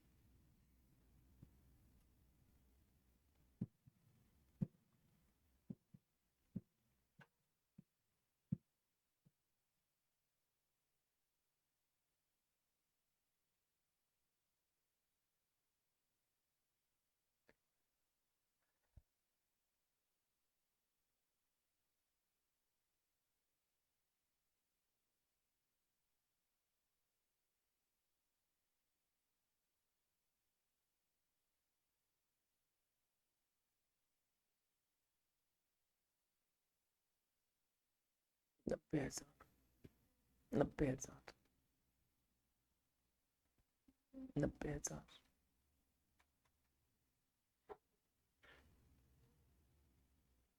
Very good, 96। चलो यहाँ पे जो यहाँ पे how to compute deductions. Interest amount 90,000 और कंपेयर किससे करेंगे, dividend whichever is lower. और डिविडेंड कितना, 480, 480 का 20%। ये बताओ नालायक लोग, 480 जो डिविडेंड है 15 लाख पे मिल रहा है कि 10 लाख पे, 15 लाख पे। 480 जो मिल रहा है 15 लाख पे, लोन कितना लिया था, सही है ये। डिविडेंड भी कितने के लिए होना चाहिए था, 10 लाख के लिए, ये गलती किया। समझ में आ रही चीजें, या तो मैं ये क्वेश्चन को स्किप कर दूं तो बहुत आसान है, कुछ है नहीं, दैट इज व्हाट, लॉजिक लगाओ ना, लॉजिक। तो बताना क्या हो जाएगा हमारा, डिविडेंड 4,80,000 है 15 लाख के लिए, तो 10 लाख का कितना हुआ, 3,20,000। इसका 20% कितना, 64,000। इसका 20% कितना हो गया, 64,000। समझ में आई चीजें, क्योंकि जब ये इंटरेस्ट हम 10 लाख के लिए ला रहे हैं तो डिविडेंड भी कितने के लिए होना चाहिए, 10 ही लाख के लिए, तो तभी तो कंपेयर कर पाओगे। मैं आपको कंपेयर कर दूं सीए फाइनल वालों के साथ, तैयार हो।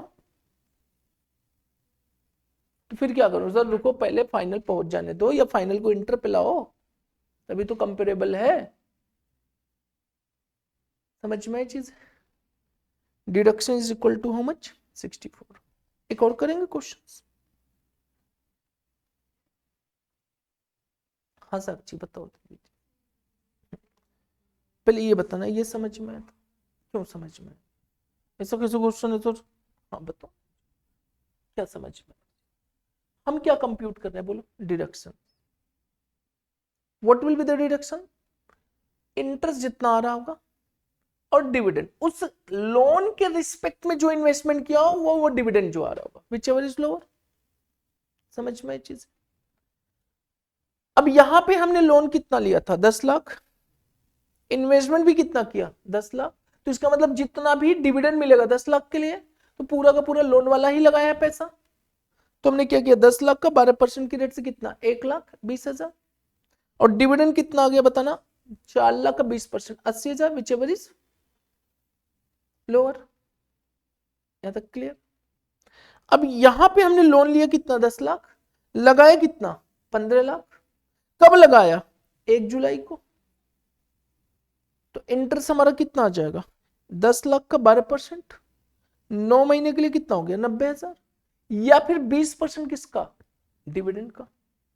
20% डिविडेंड, वही डिविडेंड जितना लोन के अगेंस्ट में आ रहा होगा। अब ये डिविडेंड हमारा 4,80,000 जो आ रहा है, क्या लोन की अमाउंट के अगेंस्ट है कि टोटल 15 लाख के अगेंस्ट है, 15 लाख के। तो 10 लाख के अगेंस्ट में कितना है, तो हमने क्या किया, 48,480 divide by 15 lakh into 10 lakh. अब हमारा लोन अमाउंट के अगेंस्ट में डिविडेंड कितना है, 3,20,000 का 20% कितना हो गया हमारा, 64,000। तो 90 और 64 विच एवर इज लोअर। नहीं नहीं नहीं, आ रहे आ रहे आ रहे आ रहे, ये हमारा क्या हो गया, डिडक्शन हो गई, बस खत्म, डिडक्शन आ गया ना। What is the amount of deduction, 64। What is the amount of deduction, 64, खत्म। And what will be your dividend income, बताना। टोटल डिविडेंड इनकम कितनी है, 4,80,000 है, और डिडक्शन कितनी है, 64। नेट कितना हो गया, 4,16,000 इज माई डिविडेंड इनकम। समझ में आया कि नहीं आया। डिडक्शन हम किसके अगेंस्ट में देंगे, लोन अमाउंट। तो ठीक है ना, 3,20 है, 3,20 माइनस 4,80 माइनस 3,20 कर दो, 1,80 भी तो हमारा डिविडेंड इनकम है कि नहीं, 4,80 माइनस 1,20, 1,60 मेरा इनकम है कि नहीं है। उसके अगेंस्ट डिडक्शन 0 मिल रहा है, तो वो भी तो टैक्सेबल होगा ना, बात खत्म। चाहे कान ऐसे पकड़ लो चाहे इधर से पकड़ लो। तो बस हम क्या करेंगे, डिविडेंड इनकम टोटल ले लो और डिडक्शन अलग से कंप्यूट करके माइनस कर दो, 4,16,000। समझ में आई चीजें। नेक्स्ट आ जाओ, एक एग्जांपल थर्ड देखते।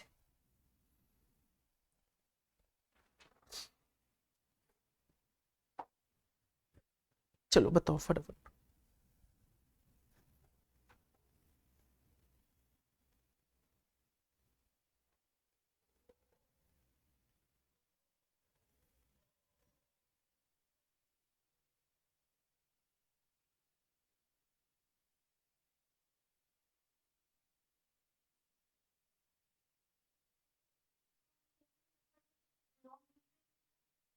तो सारा 10 लाख पूरा का पूरा कर दिया, तो उससे क्या फर्क पड़ता है ना।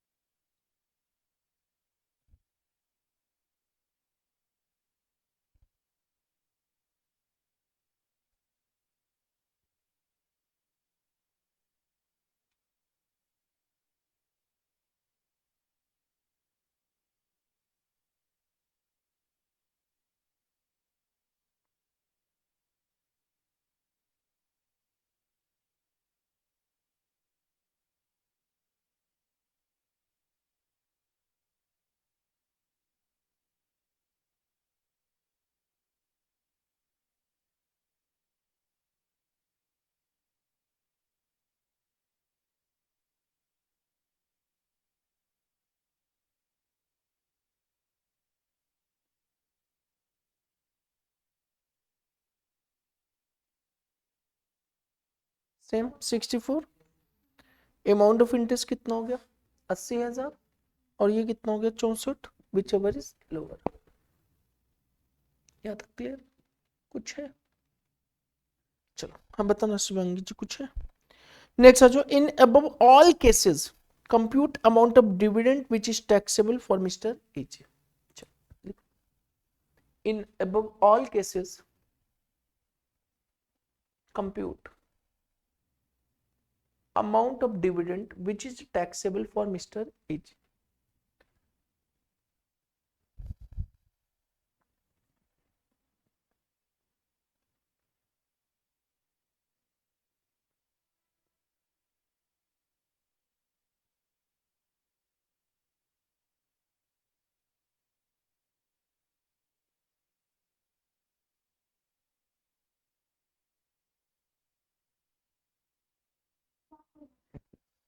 क्या पूछा है बताओ? Compute dividend, compute amount of dividend which is taxable, मतलब वो अमाउंट बताओ जिस डिविडेंड पे टैक्स लगना है, मतलब डिविडेंड इनकम बताना, नेट कितना अमाउंट है इन ऑल केसेस।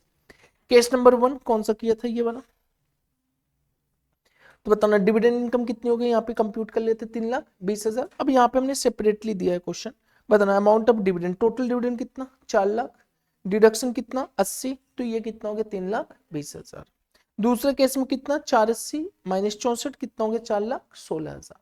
तीसरे केस में बताना 480 माइनस 64 कितना हो गया 4,16,000। यहाँ तक क्लियर हुई चीजें? बताना बच्चे, यहाँ तक किसी को डाउट है? नेक्स्ट आ जाओ। पॉइंट नंबर 8 एक पॉइंट लिख लो, डिविडेंड फ्रॉम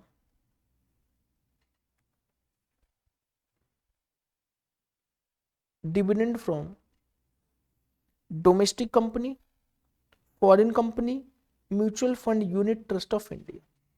लेकिन ये चार्ट बना लो, शायद पॉइंट नंबर 8 ही होगा कि 9 है, पॉइंट नंबर 9 है शायद, चेक कर लो एक बार।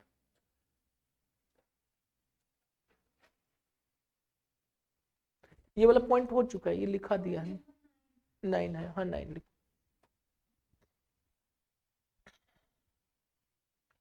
Dividend from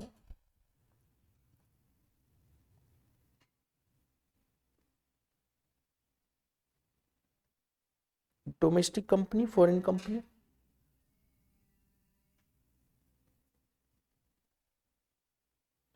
mutual fund oblique unit trust of India.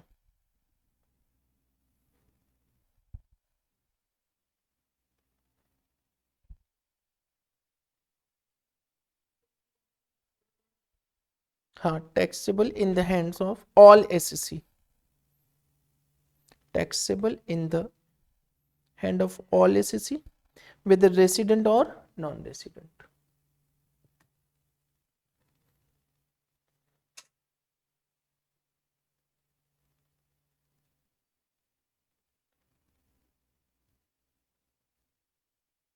पांच मार्च तक आपकी क्लासेस अल्टरनेट हमने किया है, मतलब 3 दिन टैक्स रहेगा, 3 दिन क्या अकाउंट।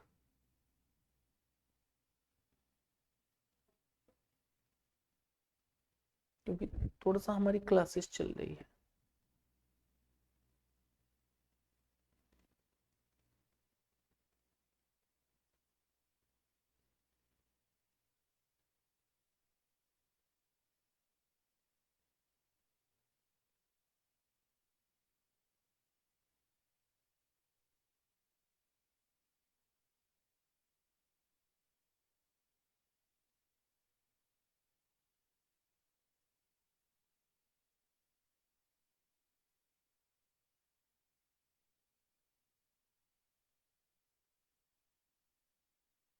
चलिए आ जाइए, हो गया।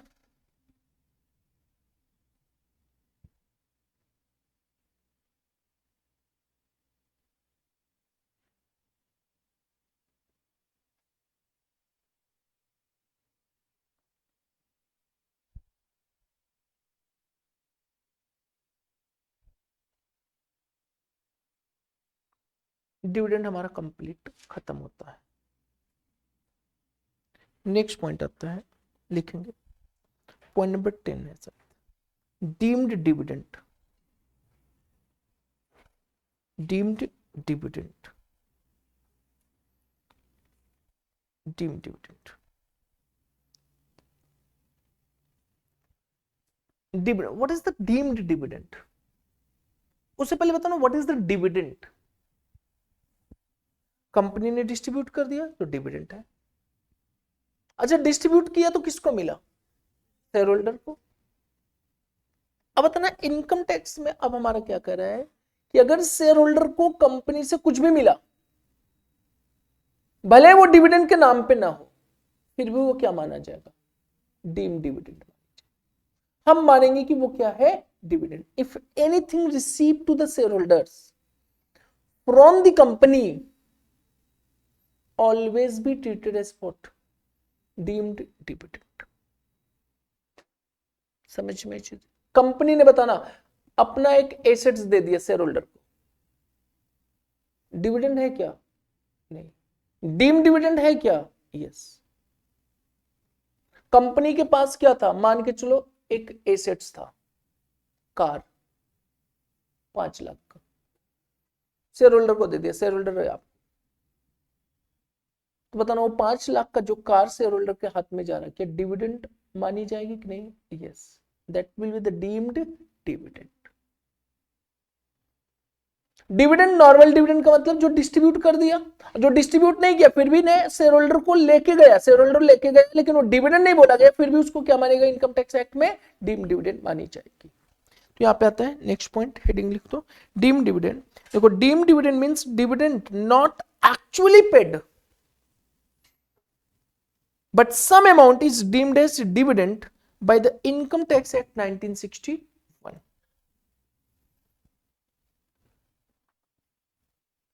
ये लास्ट पॉइंट है, लास्ट कंसेप्ट है, डिविडेंड खत्म हो जाएगा। Deemed dividend means dividend not actually paid but some amount is deemed as a dividend by the Income Tax Act 1961.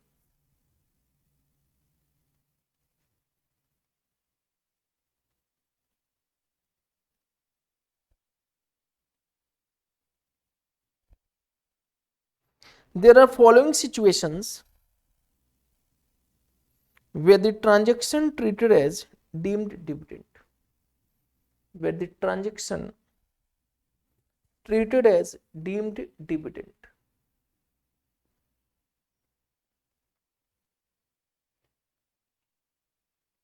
Transactions treated as deemed dividend.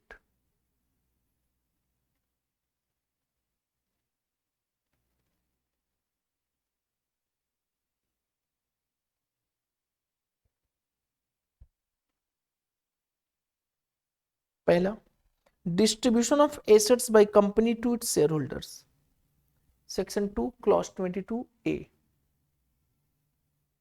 Section 222 clause A।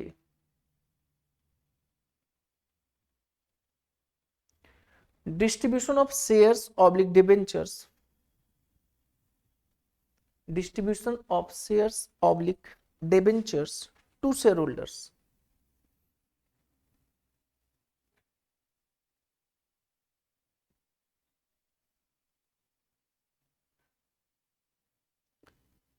distribution of assets in the event of liquidations,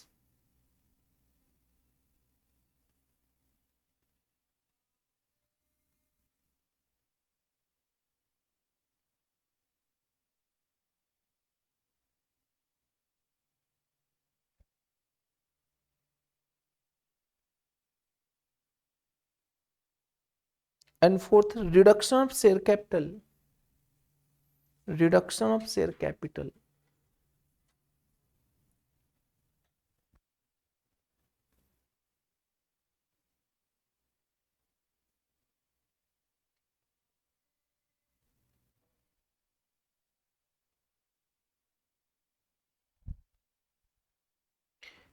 fifth, loans and advances by closely held companies,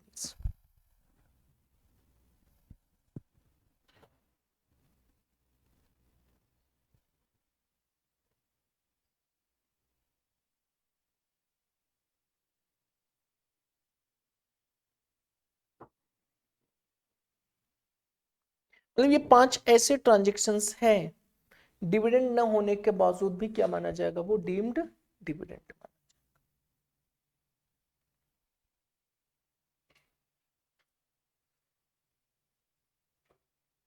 बताना, distribution of assets by company to its shareholder, distribution of shares debentures to shareholders, मतलब distribution of shares या debenture to shareholder, अपने shareholder को कोई share दिया, bonus दे दिया या debentures दे दिया, तो वो क्या माना जाएगा हमारा, डीम्ड डिविडेंड। थर्ड कह रहे हैं कि distribution of assets in the event of क्या, लिक्विडेशंस, कंपनी लिक्विड हो गई, बंद हो गई, और बंद होने के बाद उसने क्या किया, एसेट्स को डिस्ट्रीब्यूट किया, तो क्या माना जाएगा, डिविडेंड। लेकिन एक एक चीज हमें ये बताना, हमने कंपनी को आज 100 रुपए दिया है एज ए शेयर कैपिटल, खरीदा हमने, और कंपनी को कितना दिया, बोलो ना कितना दे दिया, 100 रुपए। क्या मुझे कंपनी अगर हर साल 10-10 रुपए डिविडेंड दे रहा है तो क्या ये 100 कभी नहीं देगा, वो देगा ना, वो तो 100 रुपए क्या दे रहा है, ऐसे क्या दे रहा है, डिविडेंड। तो इसका मतलब ये 100 रुपए वाला पोर्शन तो भी छोड़ दो, हम किस पोर्शन की बात कर रहे हैं जो 100 लगा के मुझे हर साल क्या दे रहा है, 10-10 दे रहा है। अब मेरे क्वेश्चन का जवाब देना, जब कंपनी बंद हुआ, लिक्विडेशन हुआ, वाइंड अप हुआ, तो मुझे क्या दे रहा है, क्या ये मेरा 100 देगा कि नहीं देगा, 100 देगा। 100 के अलावा अगर जो मिला that is the deemed dividend, क्योंकि 100 अगर मैंने आज 100 लगाया है, 10-10 रुपए हर बार दे रहा है, तो डिविडेंड तो वही मानी जा रही ना। और जब कंपनी बंद हुई, देखो कुछ नहीं है, that is what logic, company बंद हो रही है, जब बंद होगी तो मुझे कम से कम कितना देगा, 100 तो देगा ना। क्या वो 100 डिविडेंड है, क्या मेरा पैसा वापस कर रहा है, वो डिविडेंड नहीं है।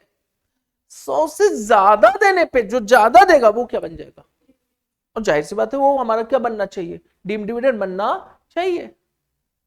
समझ में ये चीजें। अब बताना, 100 रुपए मैंने कंपनी को दिया है, कंपनी ने मुझे एक शेयर मैंने खरीदा है, 1 साल बाद मुझे कंपनी ना बोनस में 100 रुपए का एक शेयर दे दिया। अब ये बताना, हमारे पास आज शेयर कितने हो गए, 2 हो गए, और हमने पैसा कितना दिया था, 100। तो ये एक्स्ट्रा जो 100 वाला मिल रहा है ये क्या है, डिविडेंड। खत्म हो गया। भाई साहब आपने 100 दिया है तो 100 लेने के हक है, 100 के अलावा कुछ भी कंपनी से ले रहे हो, डिविडेंड। समझ में चीज। अब देखो यहां पे कंपनी को हमने 100 रुपए दिया है, कंपनी 100 देगा कि नहीं देगा, देगा। मैंने कंपनी से 50 रुपए लोन ले लिया, 100 मैंने अपना नहीं लोन ले लिया, that will be what, deem dividend, deem dividend. देखो हमने जो दिया है उसके अलावा कुछ मैं ले रहा हूं तो वो हमेशा क्या मानी जाएगी, डिविडेंड मानी जाएगी। कंपनी बताओ ना, कंपनी को मैंने 100 रुपए दिया और कंपनी घूमने गया, वहां पे एक बाइक खड़ी थी, कंपनी पसंद आया, मैं ले, क्या कंपनी 100 वापस नहीं करेगा, देगा ना। तो बाइक क्यों ले आया भाई, what is the bike, deem dividend. तो क्या लिखा हूं यहां पे, distribution of assets by company to its shareholder. अगर कोई एसेट्स अपने शेयर होल्डर को दे रहा है तो वो भी क्या माना जाएगा हमारा, डिविडेंड। अगर कोई शेयर दे रहा है, debenture without free of cost, पैसा ले रहा है तो भाई उसकी बात है। फ्री ऑफ कॉस्ट अगर क्या दे रहा है, शेयर दे रहा है, डिबेंचर दे रहा है, तो क्या माना जाएगा, deem dividend. Distribution of assets in the event of liquidation क्या माना जाएगा, जब कंपनी बंद हो रही है और उसने मुझे 500 रुपए दे दिया, तो बताना 100 रुपए के तो हमने क्या लिया था, शेयर, तो डीम डिविडेंड मेरा कितना, 400 रुपए। 100 रुपए तो मेरे शेयर का पैसा वापस किया है, तो 400 क्या बन जाएगा मेरे लिए, डीम डिविडेंड। कैसे करेंगे वो देखेंगे। रिडक्शन इन शेयर कैपिटल क्या बन जाएगा, deem dividend. Loan in advances, कोई लोन एंड एडवांस दिया है किसको, शेयर होल्डर को, तो क्या बन जाएगा वो, डीम डिविडेंड। किसके हाथ में डीम डिविडेंड बनेगा वो, इन the hand of the share holders. समझ में आई चीज है, clear. Reduction of share capital, देखो हुआ क्या, मतलब मान के चलो 5 लाख रुपए की शेयर थी, अब वो शेयर कितने में कर दिया गया, 4 लाख रुपए कर दिया, रिडक्शन इन शेयर कैपिटल। तो उस कमी होने के बदले में उसने क्या किया, कुछ पे किया होगा एक्स्ट्रा। अब देखो लोग करते क्या है, जैसे कि आपने मेरा कंपनी का 5 लाख का शेयर खरीद लिया, आपने कहा मेरे को 1 लाख दे दो, मैं जैसे 1 लाख दूंगा आपके हाथ में क्या हो जाएगा, टैक्सेबल एज ए डिविडेंड। हम का एक काम करते हैं, हम आपकी शेयर की वैल्यू कम कर देते हैं, और मैं इनकम टैक्स से बोल दिया कि हमने जो इन्होंने 5 दिया था उनमें से 1 लाख पे किया है। अब आपने क्या किया, 5 लाख दिया था और आपका 5 लाख मुझे वापस करना है, मैं 1 लाख रुपए दे दिया और हमने कहा कि आपकी शेयर कम हो गई, शेयर की वैल्यू कम हो गई, तो इनकम टैक्स कहता है नो, जो 1 लाख जा रहा है ना ड्यू टू शेयर रिडक्शन, वो भी हमारा क्या माना जाएगा, डीम्ड डिविडेंड माना जाएगा। क्लियर हुई चीज है, मतलब किसी भी तरीके से अगर देना है तो पूरा शेयर कैपिटल वापस करो, तब वो डीम्ड डिविडेंड नहीं है। लेकिन अगर आपने कुछ दिया और शेयर कैपिटल अभी भी रह गया है तो that will be what, deemed dividend. समझ में चीजें, सर ये हमारे बुक में कहां पे मिलेगा, अब हमें खुद सोच के बताओ, डीम्ड जो इनकम जो है, डिविडेंड इनकम, वो अदर सोर्सेज का पार्ट है कि हमारा एचपी का पार्ट है कि पीजीबीपी का पार्ट है, तो कहां पे मिलेगा ये, इनकम फ्रॉम अदर सोर्सेज में है। तो जब एक बार इनकम फ्रॉम अदर सोर्सेज भी कराएंगे ना, वहां पे भी रिवीजन होगा। यहाँ तक क्लियर, ये सारा का सारी चीजें। अब इसको ना कल हम लोग कल तो हम लोग क्या करेंगे, अकाउंट करेंगे। अच्छा 5 तारीख तक अल्टरनेट करेंगे, उसके बाद ये रेगुलर सारी की सारी क्लासेस हो जाएगी। कल केवल और केवल क्या करेंगे हम लोग, अकाउंट करेंगे। अब यहाँ पे एक चीज ये बताना, आज फटाफट क्या करते, क्या चीजें कवर किया उसको रिवीजन कर ले। देखो सबसे पहले हमने क्या कवर कर लिया सर, आज डिविडेंड की बातें हुई थी। डिविडेंड बताना हमारा कौन कौन सा हो सकता है, फाइनल या फिर क्या होगा, इंटरिम डिविडेंड। कोई भी डिविडेंड हो अगर कंपनी ने डिस्ट्रीब्यूट किया है तो वो डिविडेंड क्या हो जाएगा, टैक्सेबल हो जाएगा इन द हैंड ऑफ क्या, शेयर होल्डर्स। शेयर होल्डर के हाथ में वो क्या हो जाएगा, टैक्सेबल हो जाएगा। किस हेड में जाएगा, इनकम फ्रॉम अदर सोर्सेज में जाएगा। लेकिन उस इनकम के अगेंस्ट में कोई अगर एक्सपेंडिचर आपने इनकर्ड किया है तो एक्सपेंडिचर आपको अलाउबल नहीं होगा। लेकिन हाँ केवल और केवल एक एक्सपेंडिचर आपको अलाउड हो जाएगा, कौन सा एक्सपेंडिचर, इंटरेस्ट वाला। यदि जो आपने इन्वेस्टमेंट किया है डिविडेंड कमाने के लिए और वो इन्वेस्टमेंट की अमाउंट को लोन से लेकर किया हुआ है, तो लोन पे जो भी आपने इंटरेस्ट पे किया होगा वो इंटरेस्ट आपको क्या मिल जाएगा, अलाउ एज अ डिडक्शन। लेकिन कितना अमाउंट आपको डिडक्शन मिलेगा, जितना भी interest in respect to the investment amount है, और फिर क्या हमारा 20% of the dividend whichever is lower, वो हमें क्या मिल जाएगा, that will be the my deductions. अब वो डिडक्शन हम क्या करेंगे, अपनी जितनी भी डिविडेंड इनकम है उनमें से क्या करेंगे हम लोग, माइनस, और माइनस करने के बाद जो आएगा हमारा क्या बन जाएगा, वो टैक्सेबल डिविडेंड। और डिविडेंड इनकम कहां पे दिखाई जाएगी हमारी, इनकम फ्रॉम अदर सोर्सेज में, और always be taxable in the hand of share holders. अगर शेयर होल्डर को डोमेस्टिक कंपनी से मिल रहा है तो कोई भी शेयर होल्डर हो, चाहे वो कंपनी हो चाहे फर्म हो, सभी के हाथ में क्या हो जाएगा, वो टैक्सेबल। और अगर फॉरेन कंपनी से मिल रहा है तो केवल और केवल इंडिविजुअल के हाथ में क्या होगा, वो टैक्सेबल हो जाएगा। अगर मान के चलो कोई म्यूचुअल फंड यूनिट में पैसा लगाया, वहां से मेरे को डिविडेंड आ रही है, तो वो भी हमारा क्या हो जाएगा, टैक्सेबल हो जाएगा। यहां तक क्लियर हुई चीजें। और डिविडेंड हमारा कौन सी इनकम बनता है at the time of computing the tax liability, normal या स्पेशल, नॉर्मल इनकम, और इसमें नॉर्मल टैक्स रेट हम लोग क्या करेंगे, अप्लाई कर देंगे। यहां तक क्लियर हुई चीजें। नेक्स्ट आ जाओ, अब यहां पे आते हैं, देखो डीम डिविडेंड की कहानी। डीम डिविडेंड है हमारे पास, सेक्शन 222A आ जाएगा, इसके बाद कौन सा आ जाएगा, बी आ जाएगा, सी आ जाएगा, इसको नेक्स्ट डे पे कवर कर लेंगे। चलो आज यहीं पे क्या करते हैं हम लोग, ओवर करते हैं चलो। और डेली घर पे क्या करना है आपको, रिवीजन कंटिन्यू करना है, रिवीजन के अलावा आपके पास कोई ऑप्शन नहीं है। यहाँ तक क्लियर। चलो तो आज यहीं पे ओवर करते हैं। बाय बाय, सबक है, सत श्री अकाल, नमस्कार, जय हिंद और जय भारत। और कल हम लोग केवल और केवल क्या लेंगे पता है,